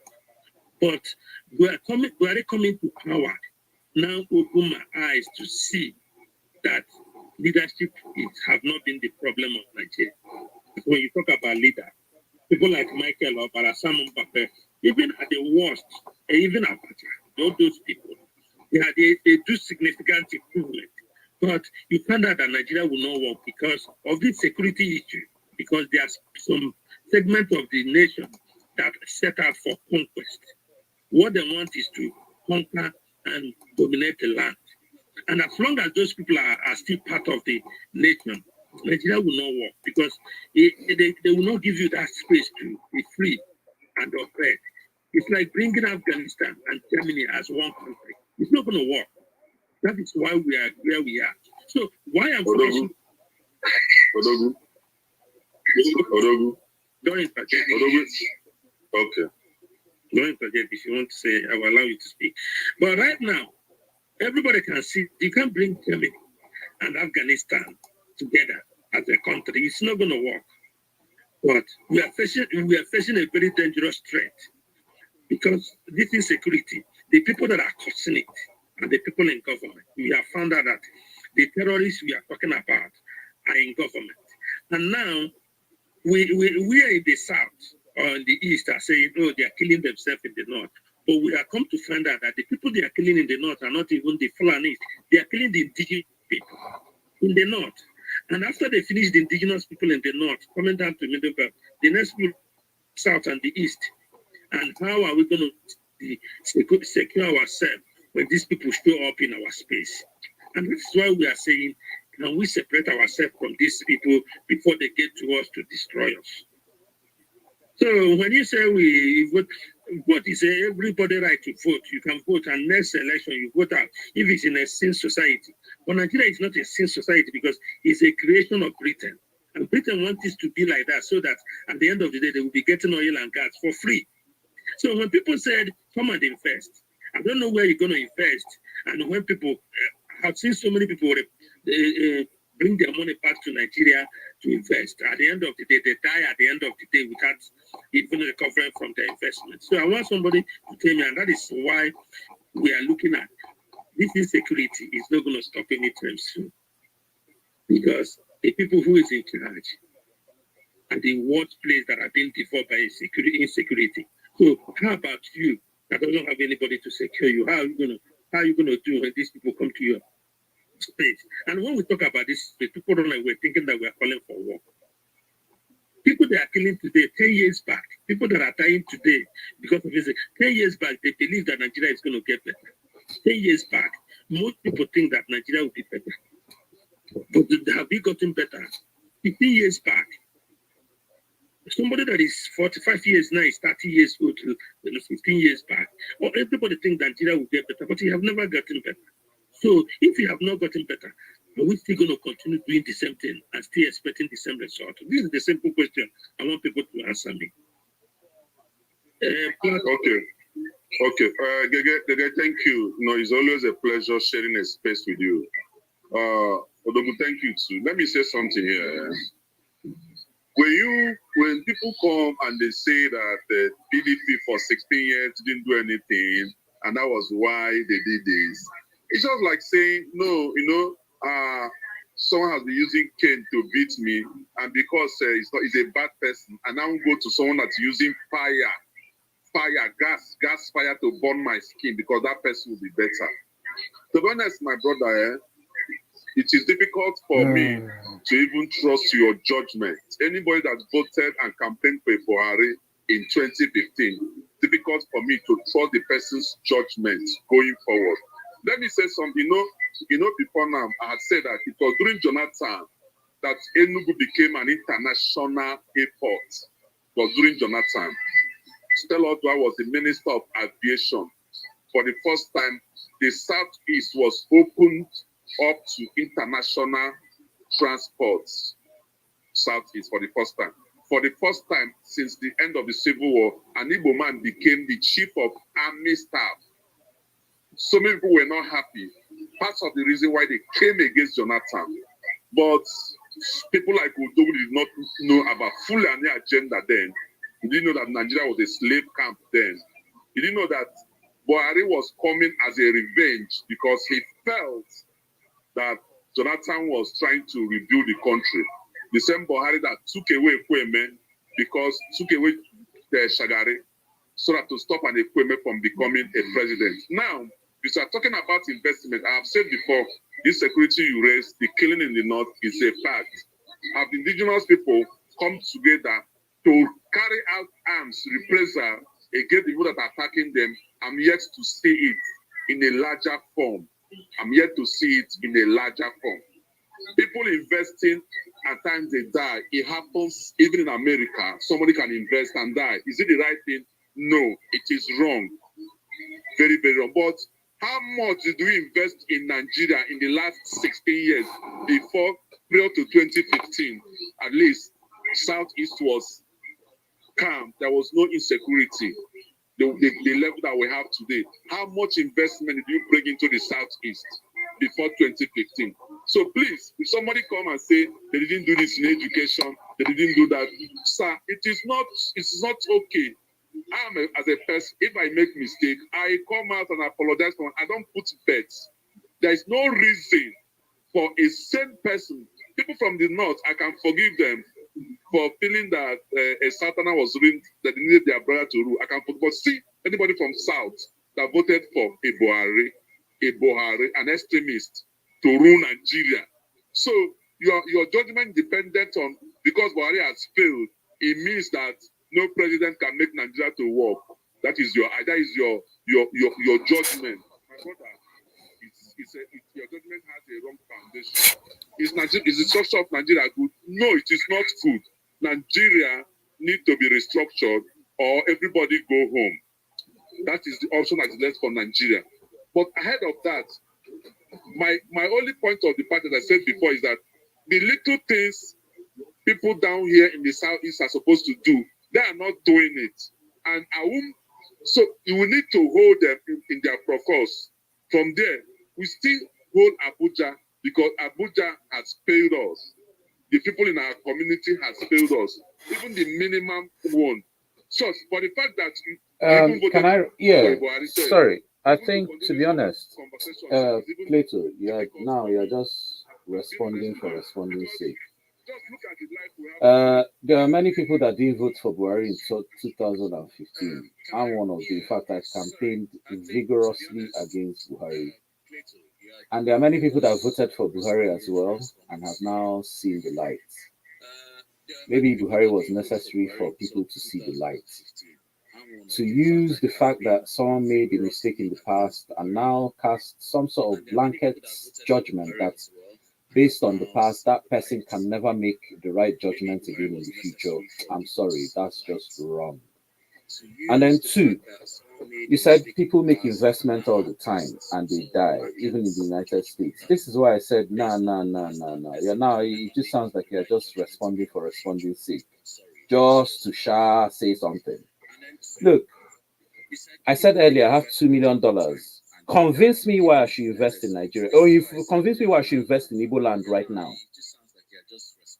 $2 million. That can build enough schools. That can build a decent enough hospital. So where should I build it? Where is the security? Why exactly should I build it in Igbo land right now? With all the insecurity going on. Yes, nobody is talking about going to go and save Hausa people. But we're saying, look at what's happening to them now. This is the plan. This is what's coming.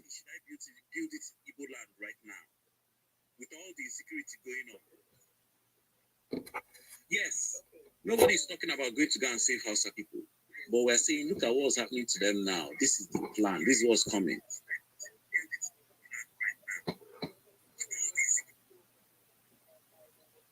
Okay, let's go. Then again, I think we will soon be rounding up. Oh, okay. Thank you. Sorry, guys.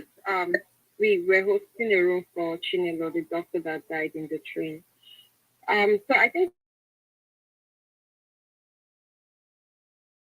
when it comes to people voted in 2015, and that's what is his response to Plato. I think Plato, you're becoming emotional here because people can make mistakes. I completely agree with you that no right or thinking person should have voted for Buhari.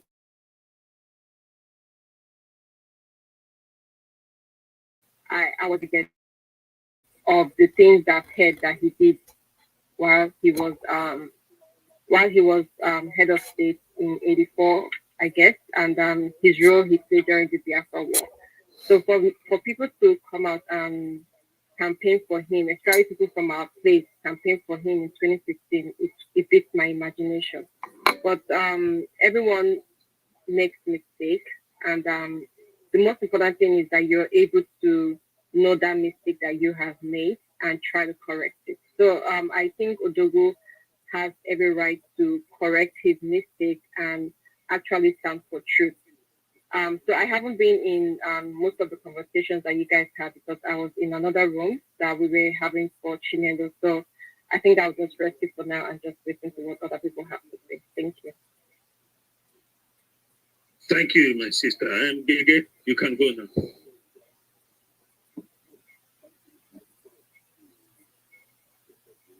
Is Gege there?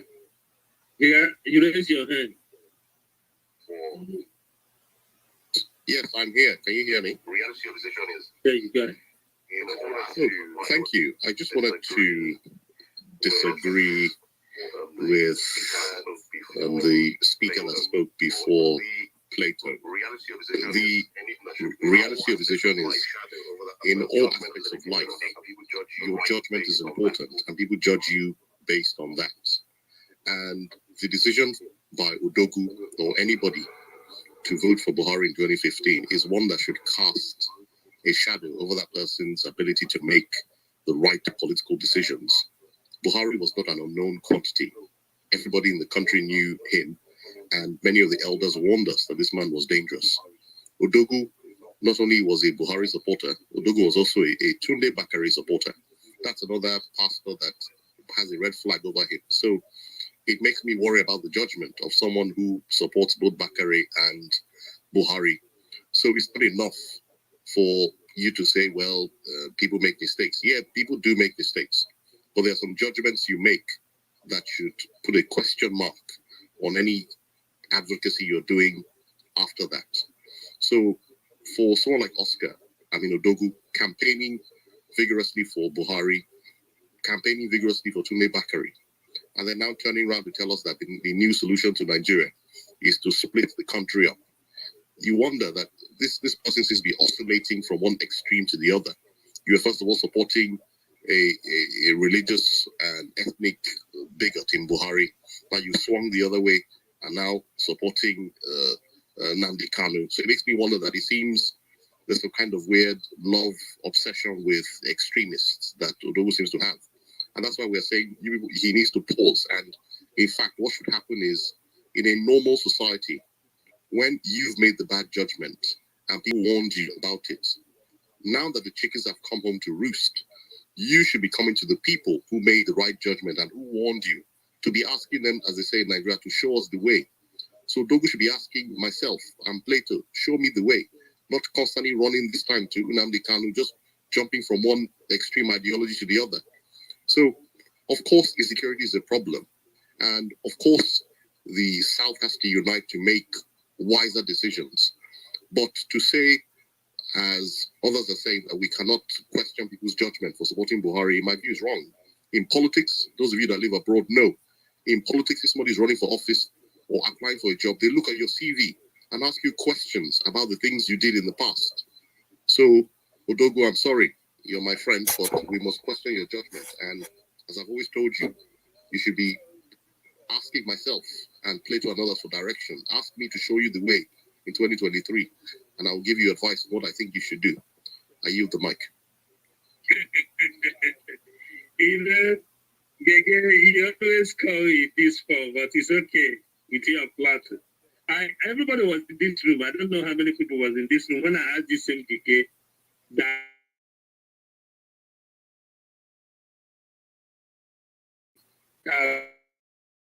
in Nigeria, that there's a agenda of conquest. Are killing the indigenous people in the north, taking their land, and they are coming to the south. And I ask you, is your solution to that? And people are saying, okay, that's what we should come and in the kind of security in Nigeria. And the Gege says he doesn't have a solution to it. I don't know, Starman, are you there? You were here. He said he don't have an answer to that question. And I'm saying that. Starman, you were here when I asked that question, right? So now, we are saying that Nigeria is not going to work. Since 1960, Nigeria gained independence, as they try to tell us. Everything is always going down. The previous government is always better than the present one. And when they talk about people who were instrumental to really coming to power, today we are still hearing the same name, like Atiku being maybe being the presidential aspirant of PDP. Was that judgment making PDP not to welcome him? The answer is no. He was in the same platform with Bukola Saraki. Bukola Saraki is the championing of PDP. He was Buhari was in the same stage with somebody like what's his name? Most of the people in PDP today campaigning for 2023. But we are not saying that. We have looked at the system. Even when I believe and agree that Nigeria can walk through PVC or through electoral process, as the case may be. But now, I said, it's not going to work. That is my own view, because since 1960, even before I was born, Nigeria have never worked. We changed from military to civilian to military. At the end of the day, never worked. What have been no work? Because we are still trying work.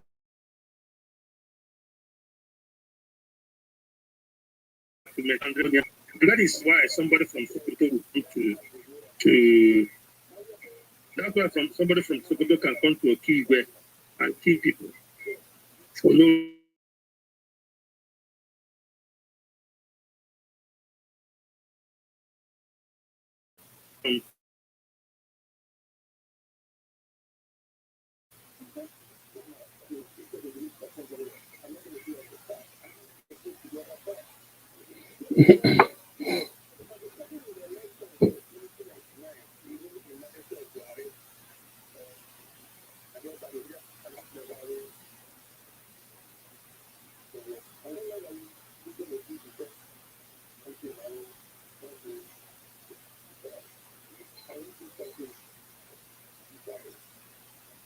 You vote to the other side. So, but participating in the elections since 1999, even in Malaysia of Buhari, that just happened in 2015, shows that Nigeria have never worked and they will not going to work. And we are saying, how long are we going to do the same thing? I want to accept a different result. Can we do something different? Which is by making a majority vote of referendum. Let people decide how they want to be governed. Not every year we go to the poll and we still get the same result.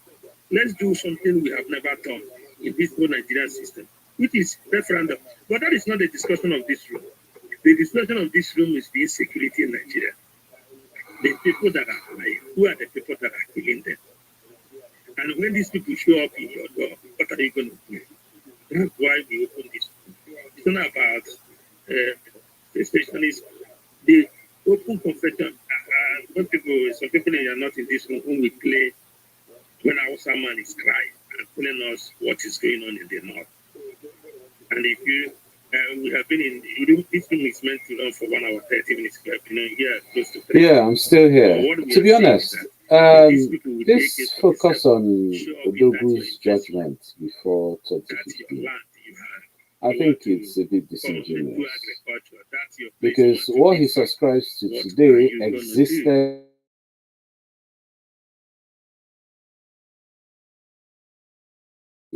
that realization some people have that Nigeria can never work. He didn't invent it. It's something that started long before 2015. But all he needed was 2015 for him to see the light. You see, there's something I've come to notice about Nigerians, and it's a kind of cognitive dissonance in two particular statements they make all the time. You often hear Nigerians say, oh, if you bring Jesus, or if you bring Muhammad, or if you bring Buddha to be president, Nigeria can never work. But in the same breath, the same person will also say, but our problem is just good leaders.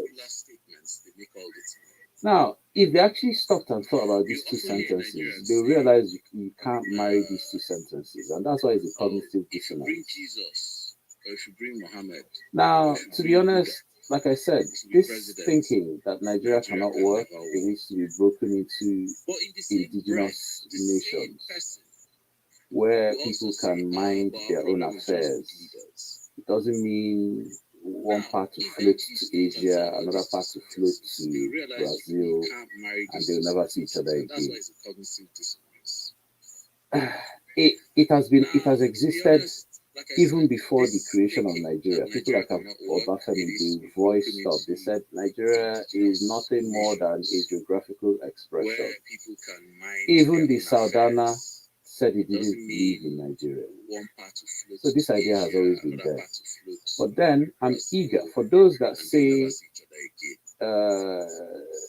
people like Odogu, because of what they perceive as questionable judgment, should listen to them. I'm eager to hear what you have to say towards the solution.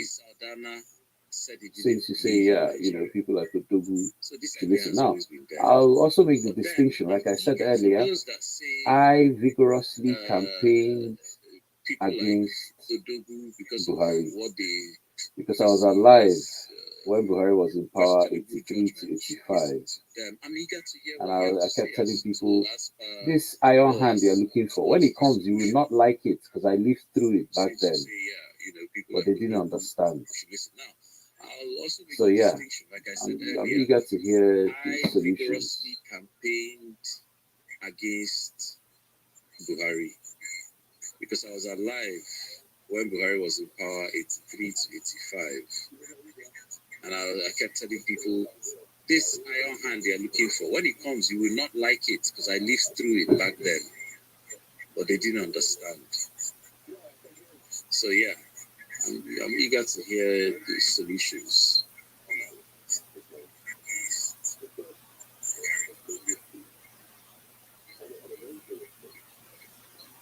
Yeah, you there? Oh yes, I'm here, Oscar. I was waiting for you to give me permission to speak, you know. I believe in law and order. But yeah, I presume you can hear me, Oscar. Yeah, I can hear you. Well, thank you. I think it's Starman, that's his name. As I said previously, on a very serious note, there are some problems that have no solution. That's why the elders warn you against making some decisions. Because once you make some decisions, nobody knows how you're going to get out of them. So I'll repeat the analogy again.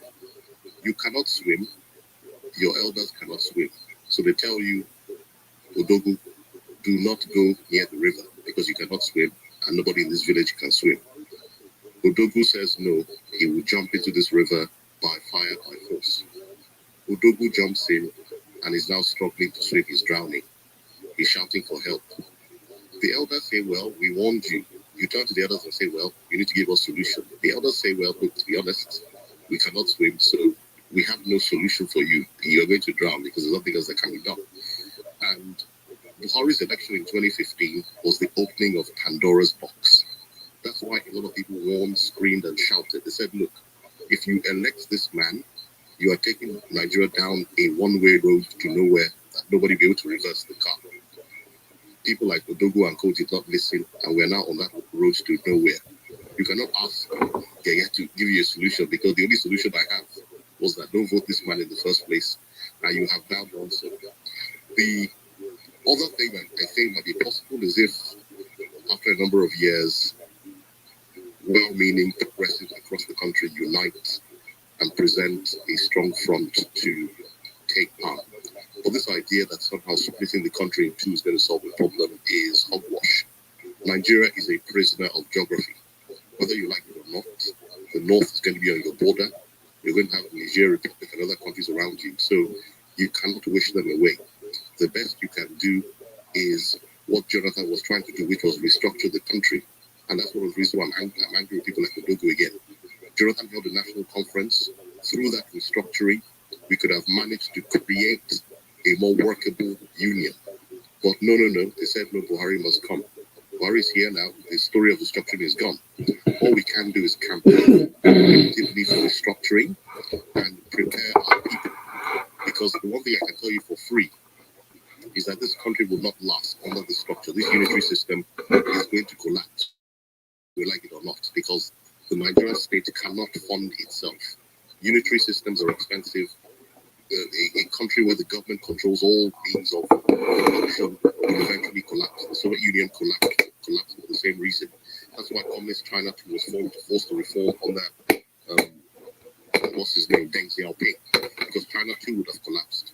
So, as Nigeria is presently structured, is going to collapse. So there's no option. It will eventually be restructured. All we can do in the interim is prepare our people for the time when restructuring comes. And how do we prepare our people? Invest in education.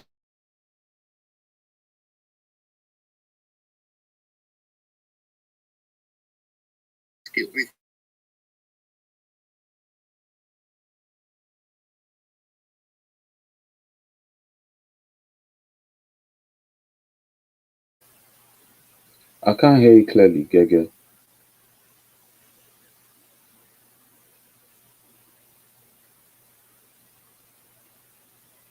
Nigeria. Thank you very much. Thank God you agree that Nigeria is going to collapse. But before we invest in education, my question still starts. Now, everything you said, like when you always come to Togo, you try to knock it off my head. As somebody who was I think somebody should meet his mind. Please. I think somebody was in that constitutional conference. He's part of Buhari campaign. in 2014, within 2011 and 14, and still Buhari told us that they're going to do restructuring. And when they come to power, and we asked them for restructuring, they said they don't understand what we are saying. So what does that tell you? But that is not my discussion here. Whether you are getting restructuring, whatever you want to get, whether you're going to the pool. Now, there's an insecurity that is very, very key to people's survival. Because when people are alive, that's when they can get education. When they are alive, that's when they can get whatever they want, economic growth, education, whatever you want is when you are alive. But as soon as you are dead, nothing like that will happen. So now, people in the north are crying, and some of us in the south are saying, oh, the northern people are killing themselves. They are Muslims and others. But somebody is coming to tell us that those people that are killing in the north are the indigenous people. And I'm asking the people in the south, are you going to be sending your children to school for them to be killed? Because people that are dying today, 10 years, 15 years back, they believe that somehow Nigeria is going to work. But today, all of us have seen that Nigeria is not working. Not even not working is the problem. Now it's taking people's life every day. Within this past week, we can know how many people that have recorded that have been killed. Now I'm asking people in the south, are you going to wait for Nigeria to protect you? Are you going to wait for, I don't know how you're going to do it. How are you going to solve the problem of your saving your life before you are not talking about getting this education? Let me play this video so that everybody will now put mouth on the discussion.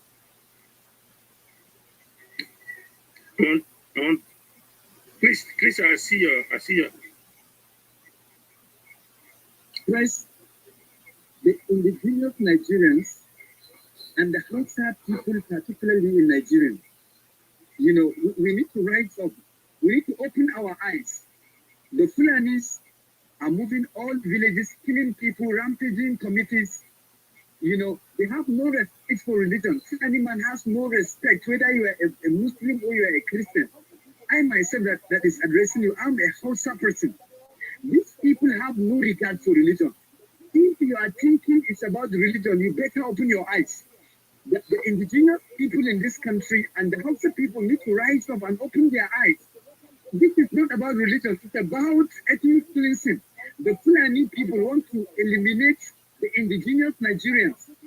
Now, in my local government, your local government of Kaduna State, it's a local government that is 99% Hausa people by tribe. But as I'm talking to you, over 4 days now, the Fulani militias have killed over 200 persons. And among them include my own relations. They have burnt houses, they have destroyed both Christians and Muslims. So it is high time for particularly the indigenous northern Hausas to unite themselves against this onslaught. If those that are in position of authority, if you think this is about religion, then you are still sleeping. This is not about religion. This is about ethnic cleansing. They are trying to eliminate the indigenous, Nigerians, the indigenous northerners, and take over their lands. This is about land grabbing.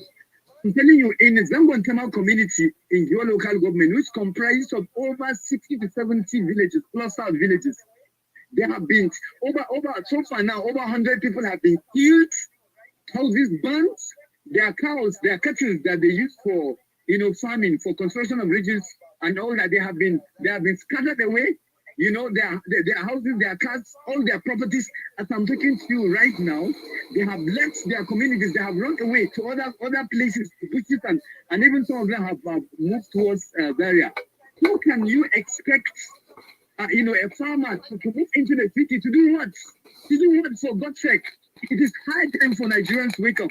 It is high time for the Hausas to wake up. The Fulanis are blindfolding our eyes, the Hausas. I'm a Hausa person, and I'm talking with passion. The Fulanis have used religion to blindfold us, to think that it is about religion. No, it is not about religion. It is about ethnic cleansing. It's high time for the Hausas. Thank God, this broadcast, I believe it is going to be pushed into the group that comprises of all the houses, the indigenous houses, and with the effort making to unite the houses, to rise up against this onslaught. So I want you to understand this thing is not about religion. It's not about religion. It's about ethnic cleansing. The same thing that is happening in southern Kaduna, where the indigenous southern Kaduna are being eliminated by the Fulanis. The same thing is also happening in northern Kaduna, where they are purely Hausas. So it's not about religion. If you heard that people are being butchered in southern Kaduna, houses, communities burnt, and you are happy and you think it's about Christians, now you better open your eyes. It's not about Christians. I'm a Hausa person. Our local government, which is in northern Kaduna, and many parts of Katrina, Zamfara many people have been eliminated. Now, I want you to know right now, as I'm talking to you, someone in my own community, and Kaya, there are villages, over 100 villages in that axis. It belongs to the western part of local government. Of course, just to mention, about a few months ago, the house of the person representing us at the state level now, the State House of Assembly, was killed by the bandits. So, and this man too is a Hausa person, he's a Muslim. So it's not about religion. I want you to understand that this thing is not about religion. It's about ethnic cleansing. Right now, as I'm talking right now, this evening, they have started operation from about 5 p.m. up to this time that I'm talking to you right now. The Fulani militias are still there operating, killing people, burning houses, raping our women, kidnapping those that they can kidnap. This enough is enough. This is not just kidnapping, it's even more than kidnapping. This is an invasion. Now, I want you to know that your local government is one of the major, agricultural community in Nigeria. You alone can feed the entire Nigeria. Now, your market, for instance, your grain market is one of the largest, grain market in Nigeria. So if the inhabitants of your local government are chased away by the bandits, now that will have multiply effect. That will have negative consequences, not just on the livelihood of the people, the inhabitants of your local government, but the entire economy of Kaduna State and the entire community, economy of Nigeria. Farmers are living, are running, farmers are coming to the city. What will they come to the city and do? What will they eat? So it's high time for those in authority. Now, if you are hearing me and you are in authority, you have a say, and you keep quiet because you don't want to die, you will eventually die. You will eventually die, whether you like it, whether you like it or not. The governorship aspirant, from Katsina that was killed by the bandits a couple of months ago on his way from, Katsina to Abuja, to Abuja on the Kaduna-Abuja road. Did you know that he was going to be killed? So if you think you are in position and you don't want to talk so that you will not be killed, you will still be killed. We that have chosen to come out and talk, we will still be alive. I know there is no devil in heaven and another that can eliminate my life. So if you will come out and talk and get what is supposed to be done, it's better for you to rise up and talk. I've spoken to many military, those in the military sector. They have complained to me, a lot of logistic issues, which is affecting their operations. All this is not worth it. And I want to assure you that, this is a conspiracy. This is a serious conspiracy. Why? Because, on the 24th of March, which is on Thursday, that kidnappers started this operation, the network of the entire axis of the western part of, Giwa, that is on the mail, seized. So, they couldn't even call for help at the right time because the network has ceased. So what does that mean? That means it's a conspiracy. The head of kidnappers, who is resident in Zamfara, has came out on social media, has claimed responsibility for hundreds of lives, that have been killed, and yet nothing has been done to him. Which kind of government country are we in? Lives in Nigeria, in northern Nigeria, particularly, most especially in your local government, is becoming poor, brutish, nasty, and short. Life is becoming uncertain. Which kind of situation is this? I am calling on well-meaning individuals who can speak, whose voice can be heard, to rise up and speak against this evil. This is evil, and this evil will consume everyone eventually if we keep quiet.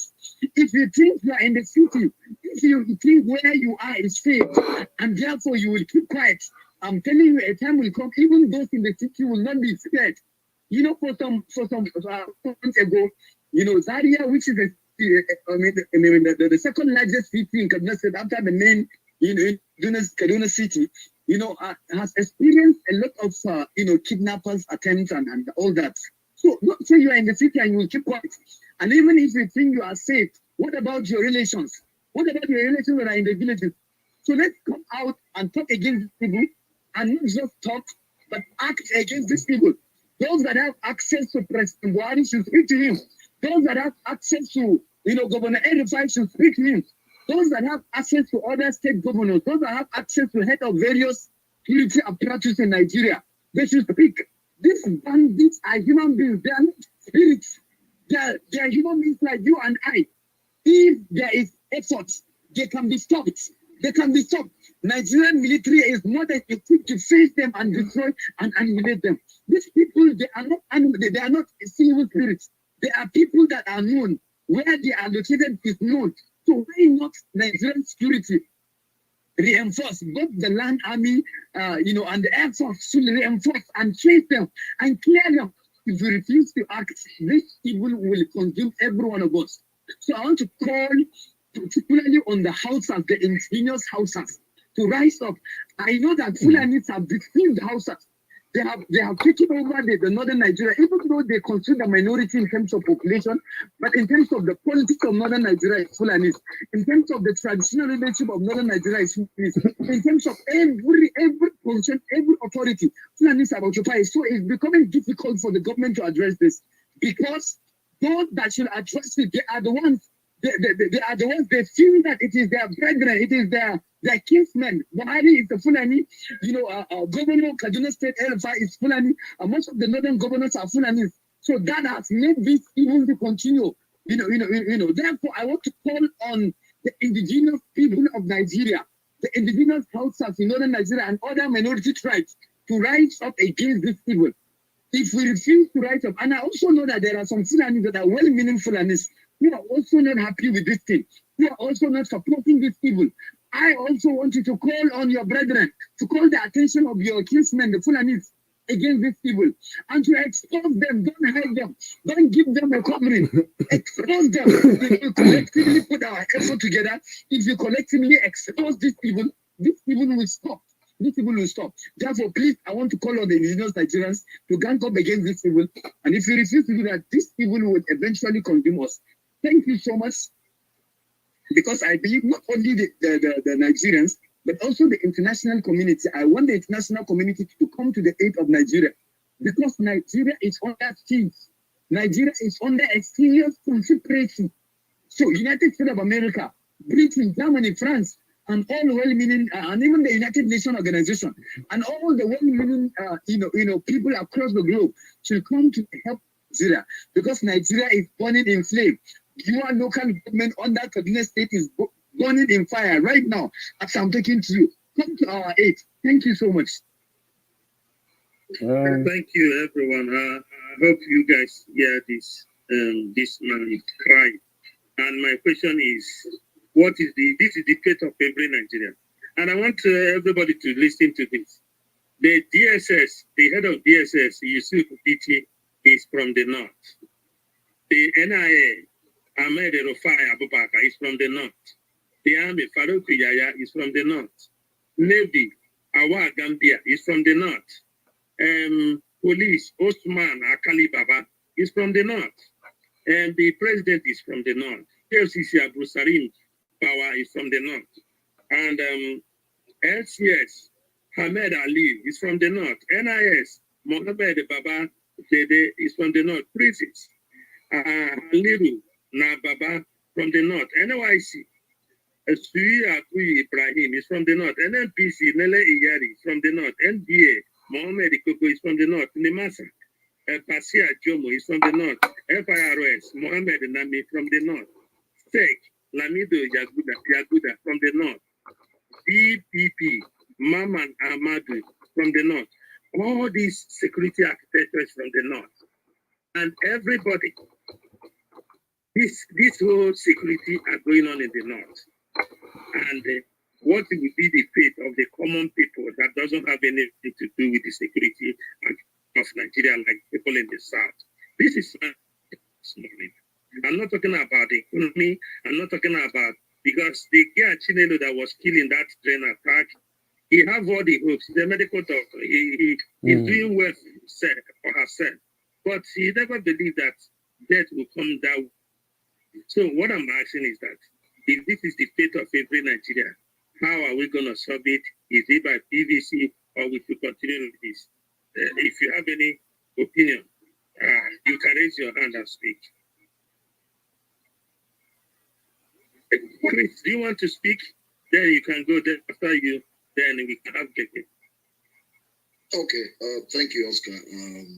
Dogu is not a guy name. Good evening, sir. Oh, my man, Plato. Okay, and cool. I'm not acting. Anyway, let me jump into it. I wanted to respond to one thing, something Mr. Min said earlier. And then I will go back to what you just played now and the names you called out. Starman, if you said that Udogu here, maybe after he's voting for Buhari in the past, I think I don't know. I think you voted twice, right, or once? Anyway, whatever you voted. Once.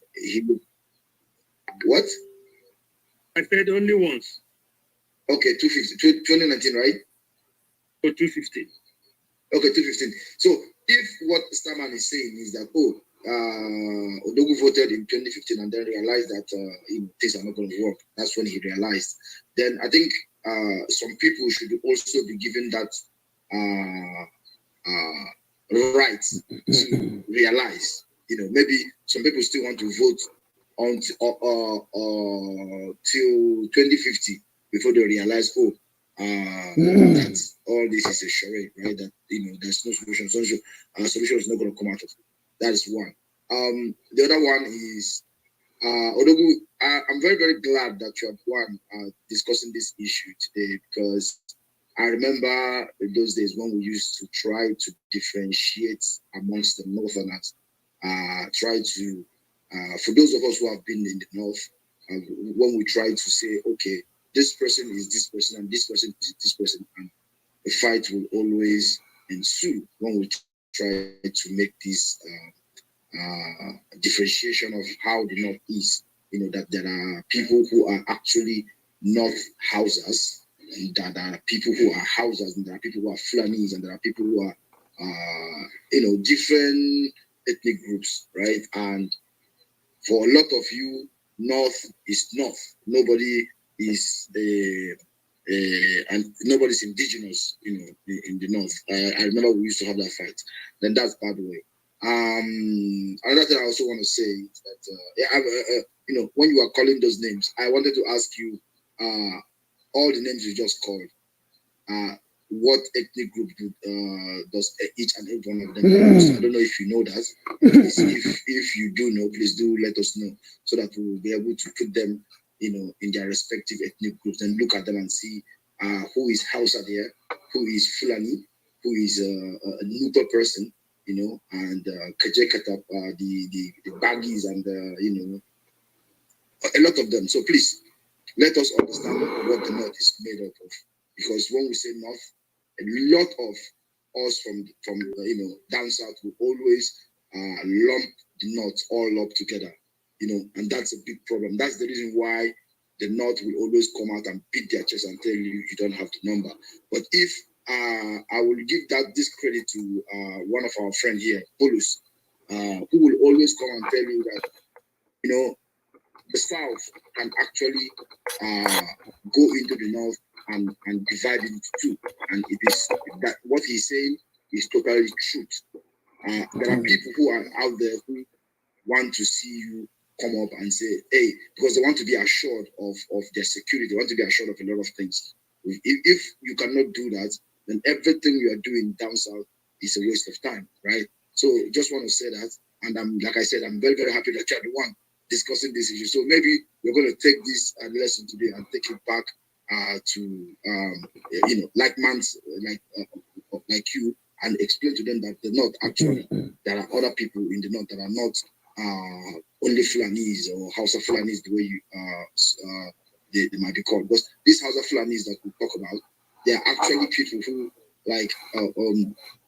how do I put it? They are a mix up of people who came up and started taking the name Hausa Fulani, and I've had a space where we talked about it and so forth. So please understand that, and I've said it before, that the North is actually a big thing that people need to understand. Thank you.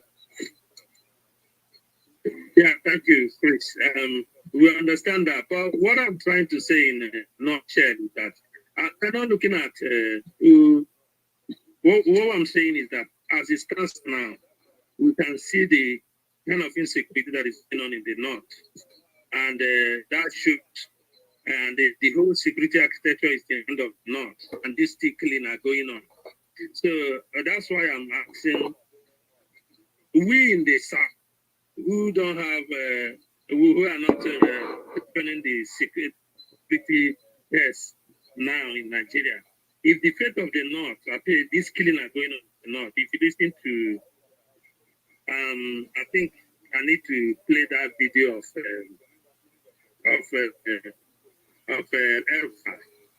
I hope you guys can indulge me to play that video. Yeah, so Oscar, we know what Elfa is saying, so need of repeating it so that we can proceed. Right. So let me say this, right. You see, my voice is a little bit cracked. You know why? Because I was engaging a lot of. Can you hear me? Can you hear me? Chris. Oscar. Chris, hold on. My question is, what the man is saying is the fate of every Nigeria today, every indigenous Nigeria today. So how do indigenous people save themselves from this fate that is carrying on their foots? Oscar, sorry. Let me say this. You know, my voice is a little bit cracked up because I was engaging some of our people. We were gathered having a drink, and issues started coming up, and they were. Sometimes when we talk about the North, we always try to forget our own problem. I was having a conversation today with a lot of our guys, and the conversation I came in there, and they were all berating Soludo already, and they were saying, "Oh, he's saying this, he's gonna kill this person, he's gonna do." I'm like, no, this guy held a conversation with the stakeholders of my state. And at the same time, he also the people of IPOB actually put out a statement saying, washing off their hands off of everything at home that has been happening in the Anambra State and other parts of the Eastern region. Sorry, the southeast and all that. And now these guys are back there screaming, shouting that, oh, why would he say that there would not be? I'm like, what are you guys drunk? So this thing is not about whether the security architecture is in the hands of the North or not. It is that people have chosen to be nuisance on their own. People have chosen to destroy their own land. It's just like what's happening in the Southeast, where people will actually go to the length of cursing and destroying life because they chose not to want to participate or play a role in the betterment of their people. What sense does it make? What sense does it make that someone will wake up in the morning, decide that the only thing he or she wants to do is to go ahead and murder somebody because he doesn't agree with that person's political views? It doesn't make any sense. Politics is about give and take. You cannot come in politics and you want to take everything at once. No, you have to work for it. I just want to say that so that you will understand the magnitude of this problem. It's not only because the security architecture is in the hands of the North. No, it is because we, the people, have chosen to destroy and ruin. That's all. Thank you. Chris, hold on. Sorry to interject, but I want to bring to your notice. In this conversation, I don't want us to make it the IPOB thing or self-determination thing. I'm not making an IPOB thing. I'm just trying to, draw your attention to something that is similar to what is happening in the North. Yeah, the people in the North. I'm not saying the South people to go and save the people in the North. I'm saying is that people are dying in the South, aren't they? What you call it? No. What I'm saying is that people that are dying in the Southeast, aren't they indigenous people? Great, you understand my point. This is the fate of every Nigerian country.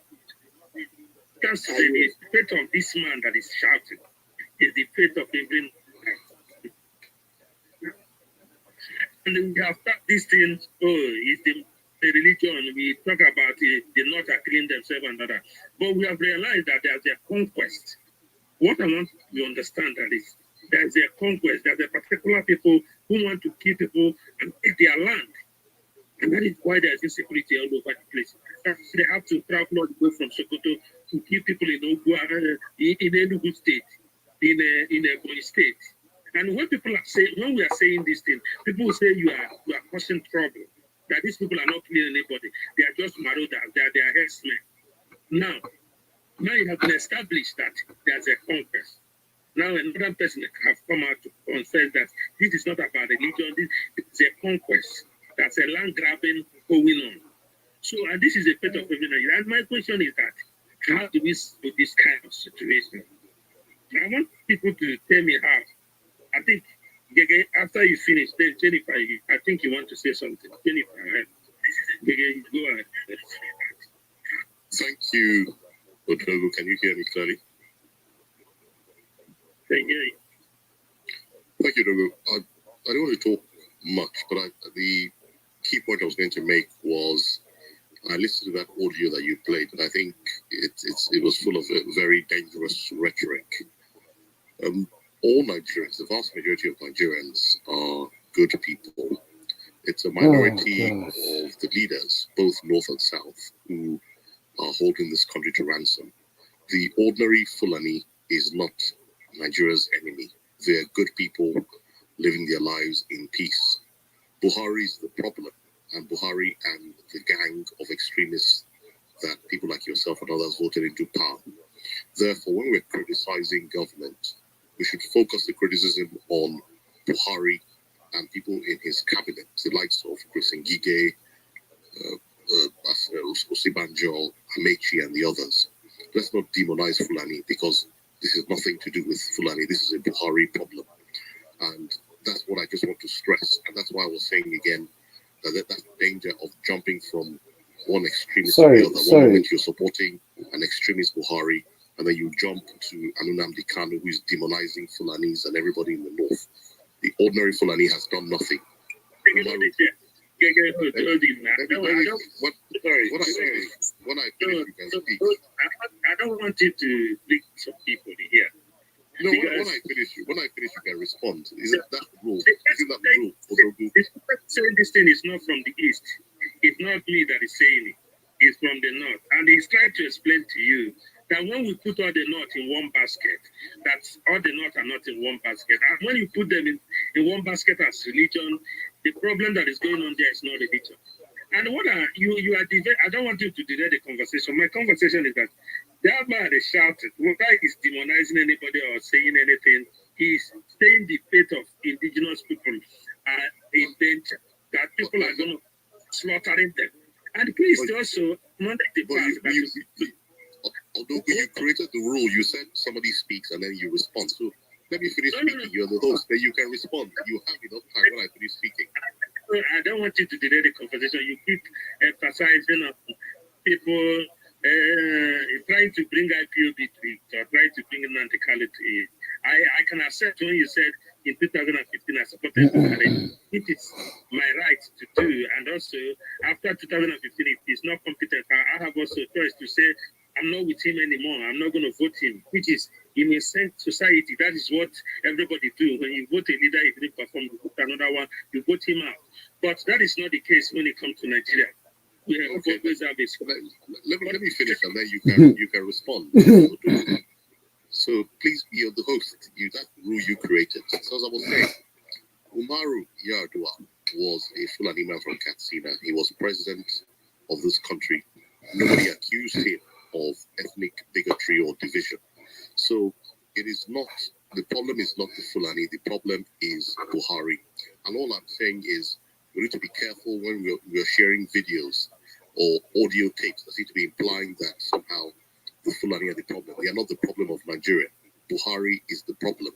And we need to be careful of dangerous rhetoric.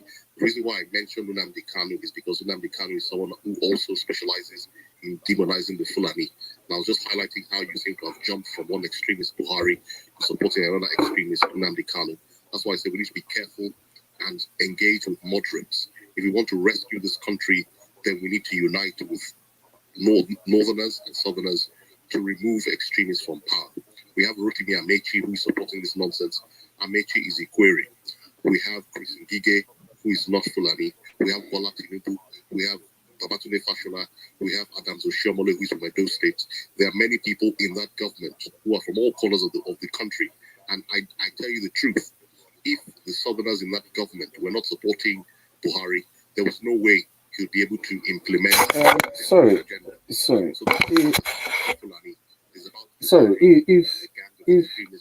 If this is not about Fulani and it's about a gang of extremists all over Nigeria, why is it that the boots on the ground carrying out the agenda of these extremists are are not just from the north, but largely Fulani headsmen?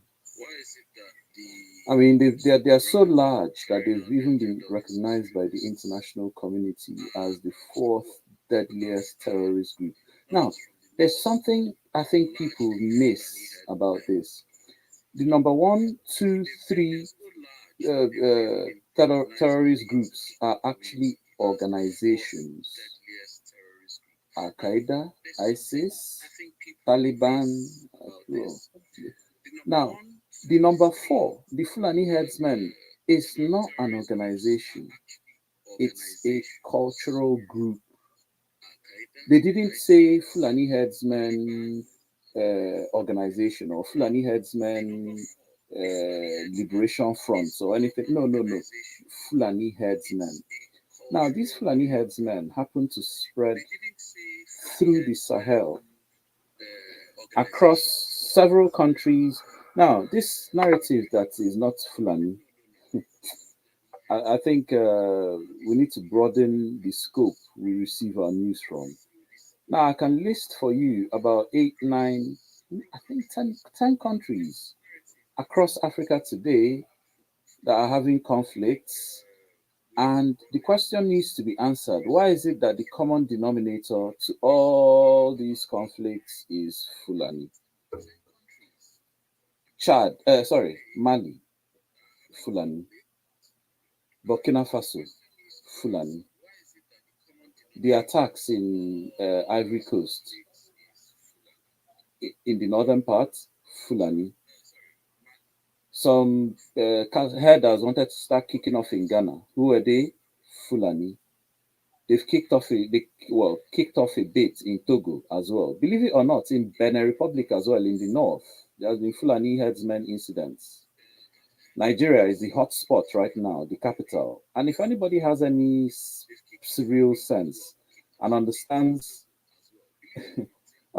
how ISIS worked in Iraq, you know why Nigeria is the prime target. And also, if you've been paying attention to the news, you understand that West Africa is now ISIS' new headquarters. After they were chased away from Iraq and Syria, their new headquarters is now West Africa. They are here.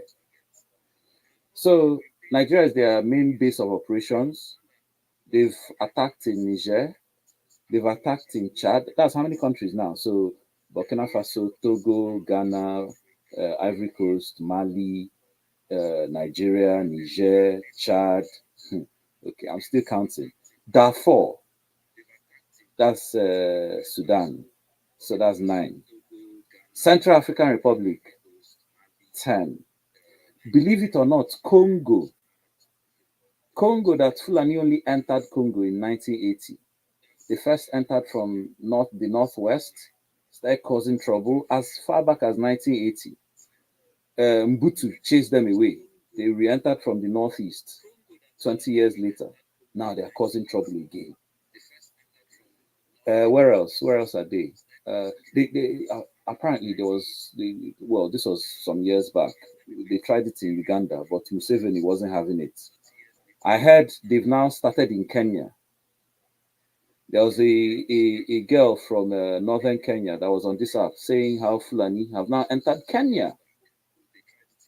And from the Somalian people on another app in Clubhouse, they were saying how, yes, there are some Fulani in the northern part of their country. But they didn't say they were causing trouble there. But I've just listed for you about 11 countries where there's Fulani, and they are the common denominator of all the violence going on there. I don't know how much clearer this needs to be for anyone else. Yes, Nigeria, we're in an age where they're politically correct, But in Igbo, there's something they say. They say, ejile anyi here, ejile. Yeah. What?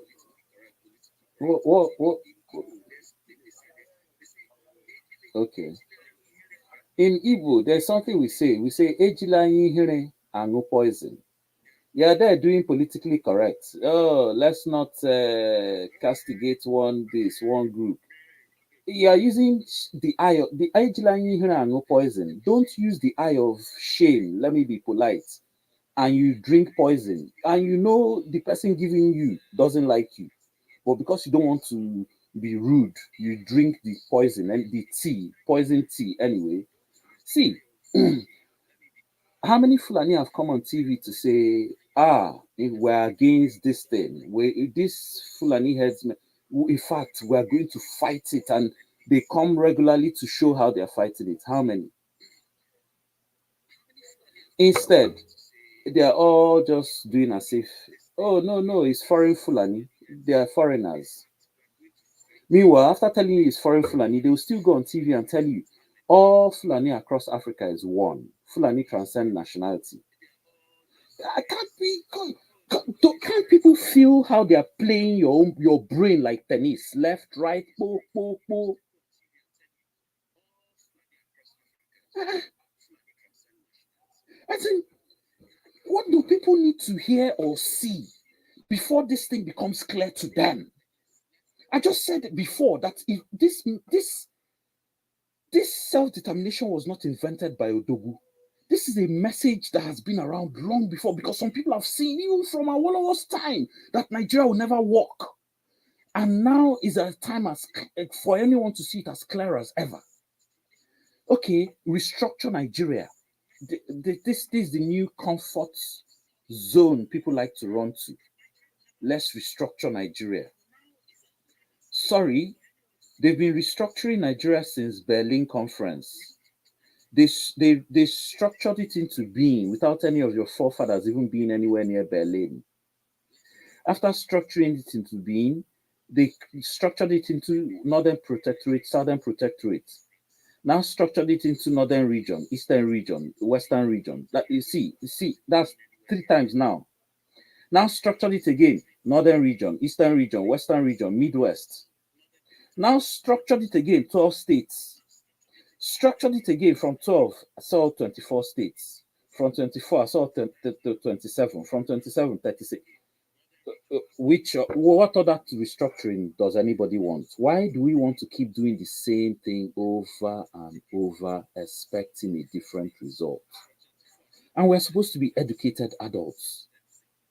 Why are we afraid of ending something that we all know was created to keep us entrapped? What's so scary about creating? I mean, the thing is, we're not even creating a new country.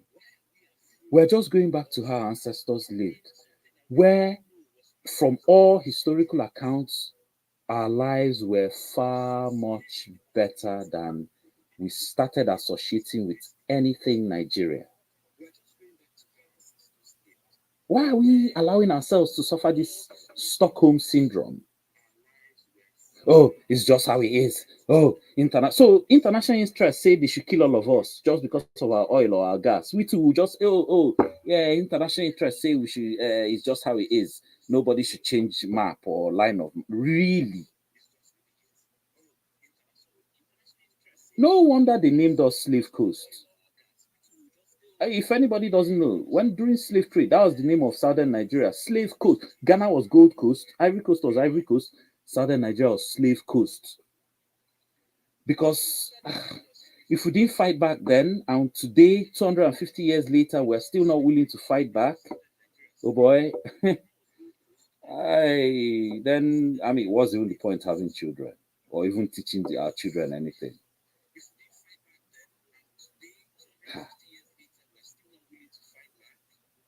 Restructuring. Anyway.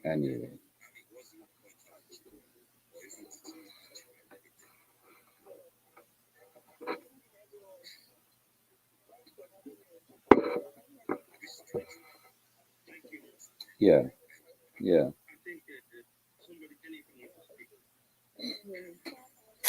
Good evening, everyone. Thanks for having me.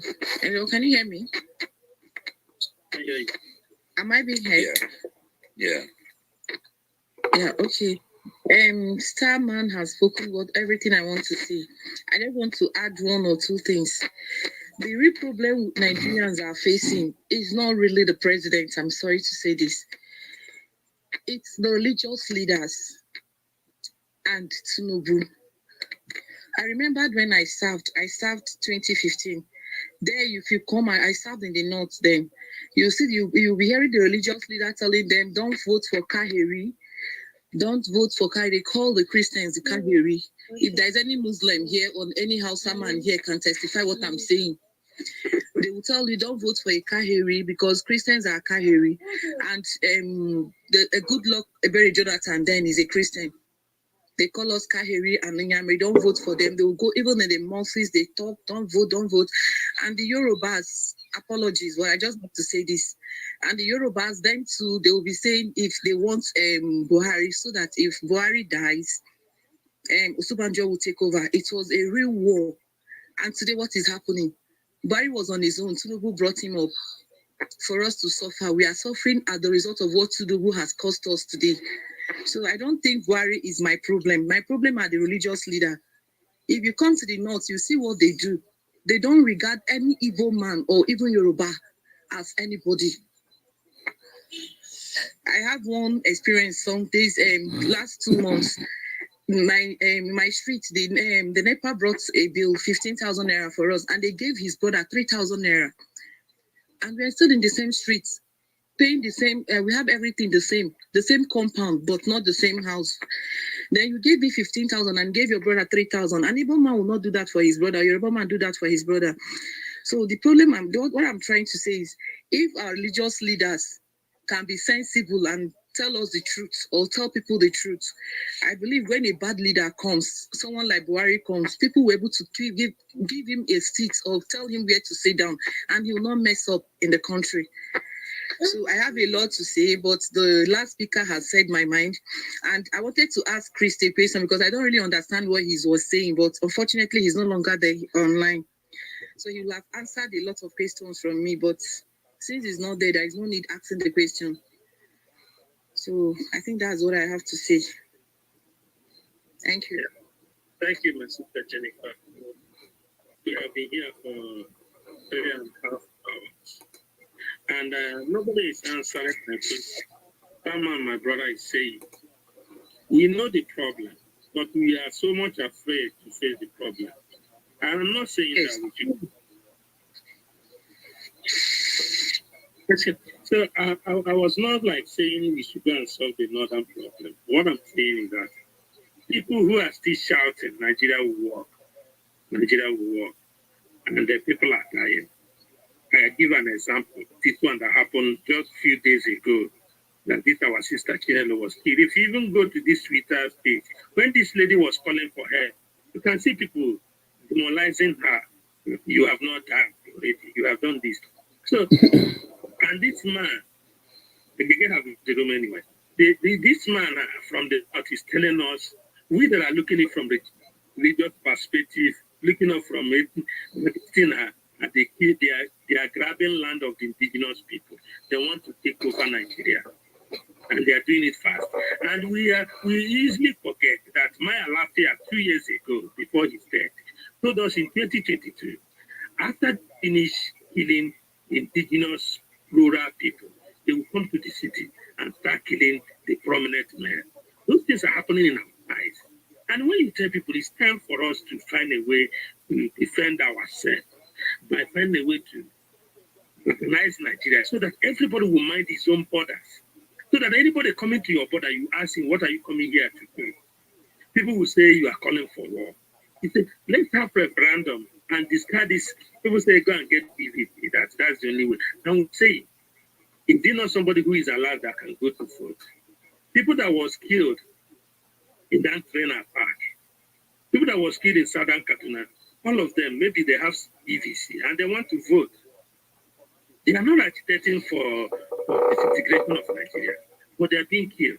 Now, we in the South, what I can't understand with all our education, cannot see the handwriting on the wall and cannot the dots that there's something called conquest that are coming down.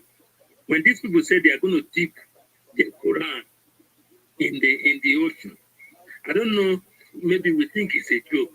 I don't know. Most of us don't understand what they mean.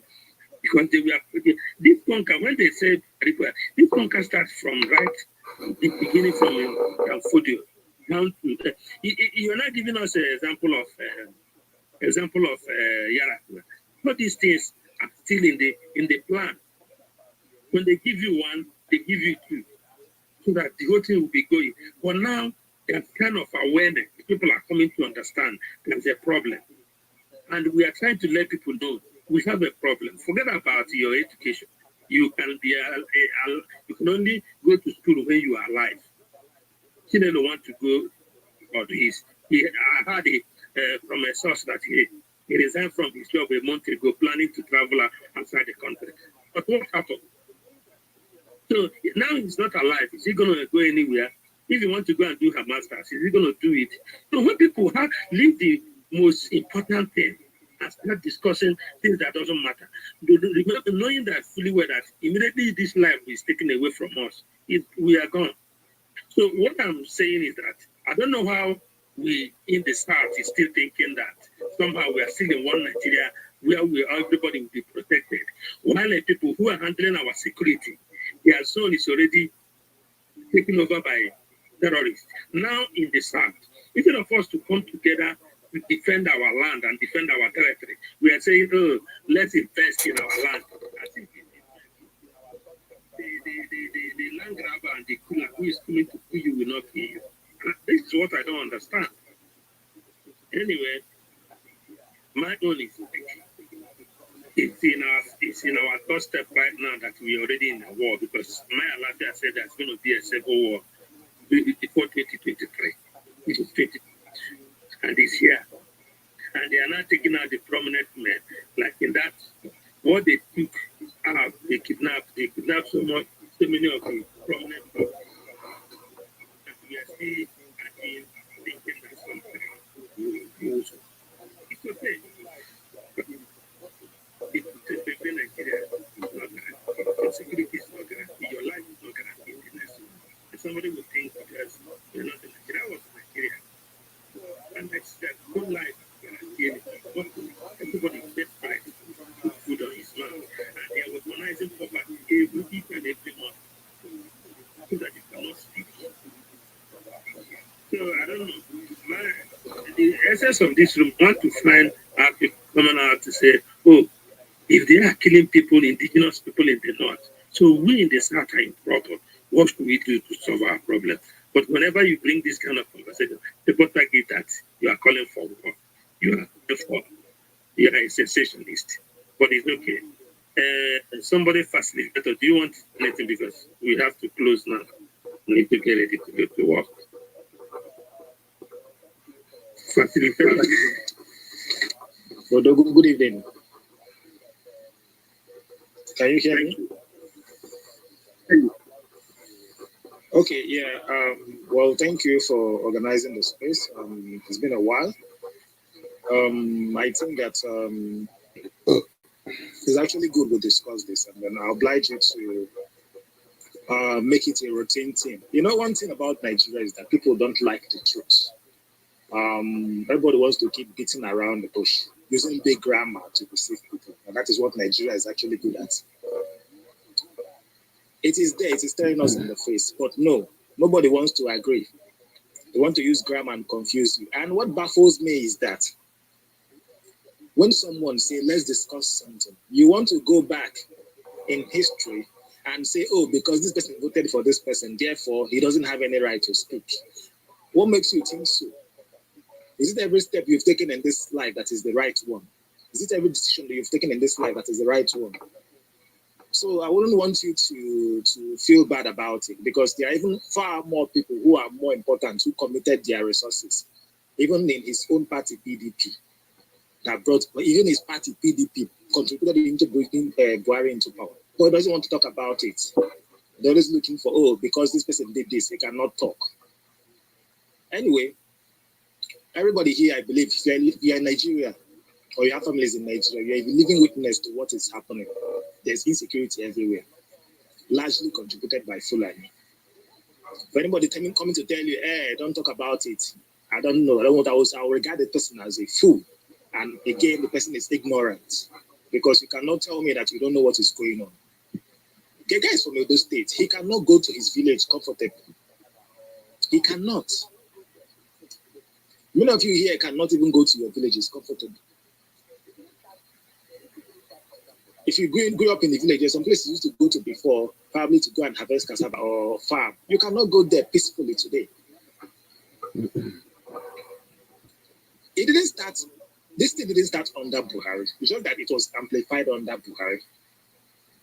This thing started way back, as far back as 2010, 2011.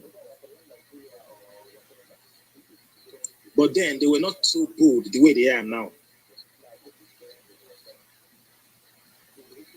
One is that people need to defend themselves. Whether you're for one Nigeria or whatever, you need to defend yourself, all ethnic nationalities. No one go in a house, go defend yourselves. Since the history of Nigeria, the police army has never protected anybody. The only people they protect is the politicians, those who have money, to give them escorts.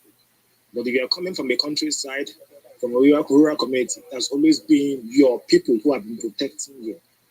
So if you know what you can do, arm yourself, protect yourself, be bold about it. Do whatever it takes, either through the back door, do anything you can do. Make sure you protect your people. Forget all these political talks. It's not going to solve any problem. Throughout last year, plenty of killings was happening in Zamfara, Katsina, Taraba, Adamawa, Kaduna, Sokoto, and so many other places. Is it because they are not even largely reported? If you see the number of people that die in Nigeria every week, you'll be shocked. Majority of them don't make it to the social media, even though they are reported, but it doesn't trend. It's probably when they won that involves Fairlight. You only hear about Abuja Kaduna Road because that's like the major way that connects northwest to Abuja. So dignitaries pass through those roads. What about the rural communities? What about things happening in the Niger State? Even down to Enugu here. Was it not last week? Didn't Hesman kill people in Enugu? Some people said 6, some people said 8. Community people are saying 12. And then people will still come and be sugarcoating it, making all sorts of statements. So the thing is, I feel like we are deceiving ourselves.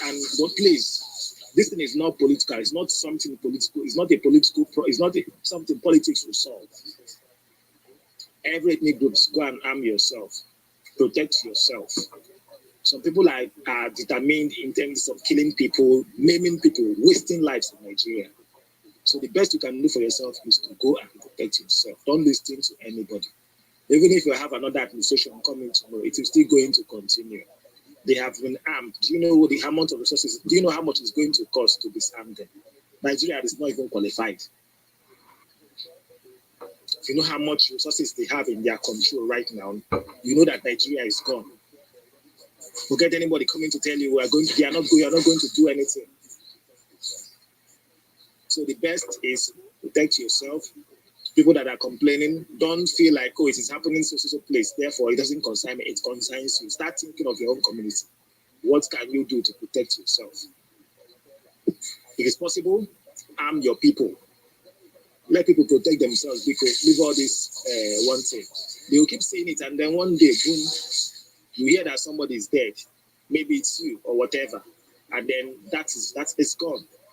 Somebody is talking about education. Are people in the South not educated? All the education they've acquired, what use is it to them today? People are going to school, they become doctors, they become engineers. Of what use? If not because of globalization, tell me, what would they be? Where would they even be today? Large people from the South are educated. The lady that was killed in the train, she's not educated. She's educated. But they still caught her. She was killed. Number of other people. All the people dying in Southern Kaduna, they're not educated. They want to keep waiting and waiting and waiting. You know that Nigeria is bad. You don't want to fix it, but you keep saying no. Let's keep waiting for that time that is going to eventually be. No, it is not going to. It is going to collapse, and Nigeria is collapsing. It is seriously collapsing. But people don't want to see that. They will stay in their high places and then be speaking grammar, thinking that it's going to solve the problem. Because they feel like they are in a safe place. There's no road you can follow now peacefully and move from one place to the other in Nigeria. From Delta to Edo. Down south, see, I'm not even talking about the north. They are in a forest. And people know that it is Fulani. They will kidnap you. If your family doesn't provide enough money, they will kill you. And we are still sugarcoating it. No, don't mention it. It's not Fulani. If it's not Fulani, who it is, then tell us who it is. Anyway, I beg, let me not waste people's time. My own is great, Oscar. Keep doing what you're doing. Be bold about it. Let people come and say whatever thing they want to say. But at least, truth is always there for everyone to see. And I keep saying it, grammar will not solve our problem. Any day we are ready to solve this problem, we know the actions to take to solve the problem. Thank you. Yeah, thank you, everyone. Thank you, my brother, facilitator. I always like listening to you. I want to tell the few people that remain in this room. Okay. You know, when we talk, when people say, oh, you can go for Buhari and everything, you know, but the question that comes in my mind, I live in America as we speak. And when you have a society that works, why they do election is that when you compare this one and compare that one, if this one good, if this one speak, if this one do anything and it didn't work, then you now bring another one and you people tell that person. That's how democracy works. But in Nigeria, I don't know why we hate to hear the truth. And some people who even telling me that you vote, you didn't vote. Maybe somebody like again, maybe since he went to UK, maybe for the past 20 years, I've never participated in any election in Nigeria. That's one thing. And for me to participate, it's 1999 up to 2015, I believe so much with all my heart that one day Nigeria will work. If we change one government to another, it's going to work. But you can see it's not working. But that is not even the issue. If Nigeria is not working and people are struggling to earn a living, it will be manageable. But today Nigeria is not working and it's not, people are coming to take your land and they kill you. And the way they kill people, if you go and look the pattern where they kill people, there's a pattern to it. They are sending message to every indigenous people. Because imagine you trust somebody with a gun. This person is already dead. And you went there with machete and then just disband his body. And now to do it, we go to the world. They are telling you in the South that this is to be your fate when we meet you. That was one thing people are not paying attention. And when we tell people that, the only way we can solve this problem is to mind our own borders. Make sure that we separate ourselves from this kind of evil. And I was in Nigeria for 3 good months. I was thinking that somehow I am the one being stupid, not listening to people that think Nigeria can work. If I'm 80% convinced that Nigeria is not working, I went back to Nigeria, spent 3 months, and I look around to see where are you going to start fixing Nigeria? Because there's nothing you can fix when people live are in danger. You talk about education, you talk about investing in the East. You talk about some of our friends that they building house in the East, maybe their brother is in the village or riding a car. Immediately the police see them as a young man, they accuse him of IPOB and they go and burn his brother's house that is not even in Nigeria. That's what they are doing now. So if you have a business you open for him as a cement, you let him be selling cement close by market in your village or doing this and that, they will take him away. Any young man in the East, I was there. Everybody's hiding. So when people come and think that, oh, when you borrow money from America and you want to invest in the East and they kill somebody who is managing it for you, you don't know how you're going to recover that money. So when we are now, people came here that try to see if we are going to bring IPOB issue and that and that. I just want people to answer me. These people are showing us in our face. They kill people in the north, massacre them, put them in the media to tell you this is your fate. Can you see your fate? If you don't give us this your land, this is how you're going to look like in few days to come. And we in the south that say we're educated, we are not doing anything to protect ourselves. And I'm telling, in conclusion to this space, if we don't be Nigeria is going to kill all of us because I've never seen anywhere in the world that you will experience peace without justice. And I'm going to close by that the question that was asked because we black people we hate good. When people want to say Nandekal is an estimate, I want to close with this interview by Candace in 2017. Listen. Because these are very good subjects. What does Biafran equity, fairness, equity, and justice? These are very good sounding words, but in practical terms, what is Biafran? So, a week later, very strong reason. Have you had a change of mind about getting independent Biafra? That's what I seem to be. No, I'm not.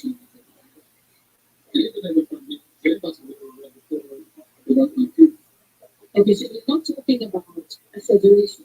When you say confederation, you're not talking about a federation as part of Nigeria. You're talking about total independence, complete independence. Now, is there anything that can happen that will make you change your mind about this particular direction? No. So it is either this or anything else. I guess. If this comes up front, will you go to war? No, because truth is a family and bullets and buses. So you believe that the answer will be I said yes, I keep this leader and my wife, I died in the course of the ministry. Allow me to repeat, if you don't. Had sovereign national conflict been convened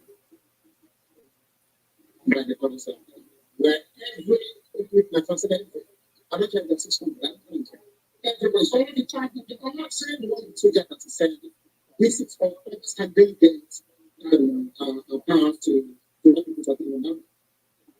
See that they say, what type of country do we want? Sit down, discuss, and then we will be able to perhaps submit to the position. It is ready to step close to both the youth and the partners. Both the rest of the how do you make this work? If the federal government, given the agitation that is going on, becomes completely irrelevant, these people have informed, and it is time to actually address all these issues. And they begin to systematically address some of these issues. Would you change your mind? No, because of the discussions of the past. The past. For example, it was then negotiated. This is the explanatory. And they come from the court. What became of it? How about the third element? Reconciliation and construction of everyone's rights. What became of it? That's secrets to the continue as the secret. Is that the new masters? What's not what? How about you work on secret? What's not it? get away with a great deal. I'm not going to get it myself, man. If bars are driving day, now's the time to get in.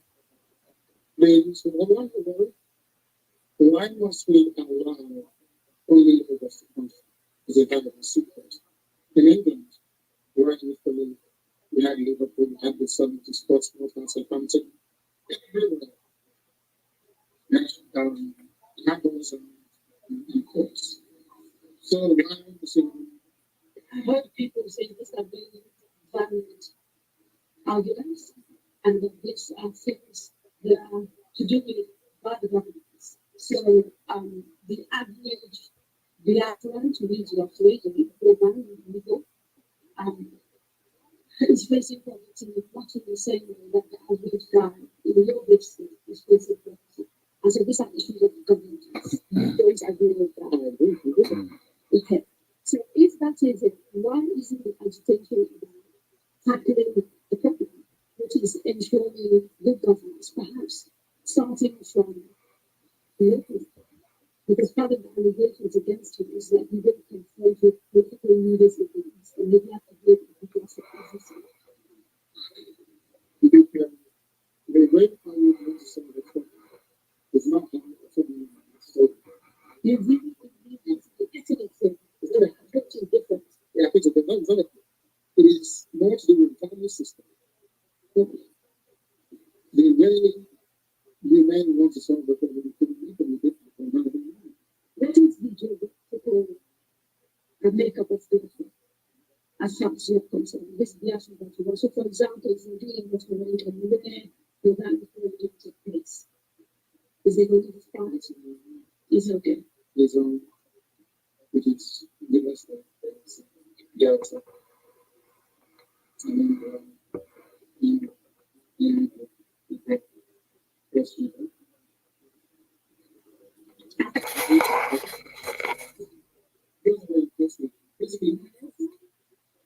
Southeast and South without the West.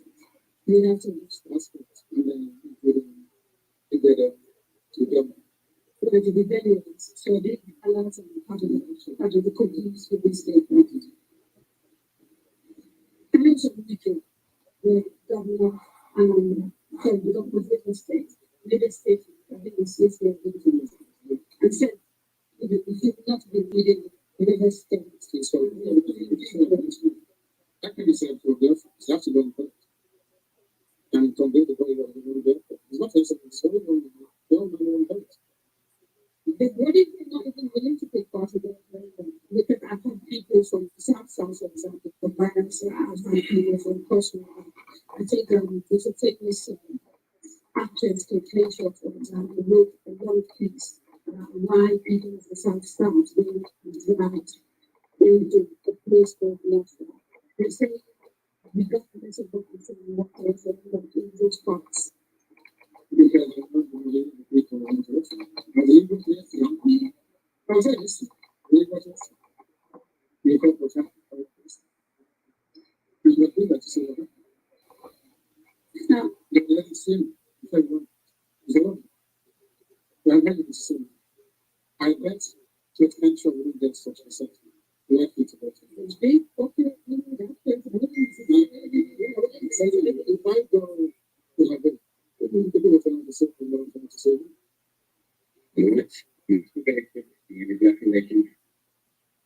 On the bottom. Okay, thank you, everyone. I just want to go. When people call this man an extremist, you can go and take out this video and listen to it. And then you can conclude and know that black people don't like the truth. And we'll continue speaking the truth. The truth is Nigeria has failed and will never work in 1 billion years. But you know the painful part of it? That we are allowing this country to kill our children and our women. We are standing and watching.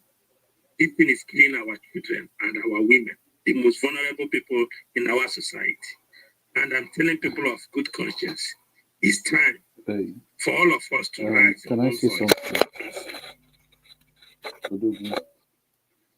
Yeah, let me just say one last thing. Everyone should ask themselves right now,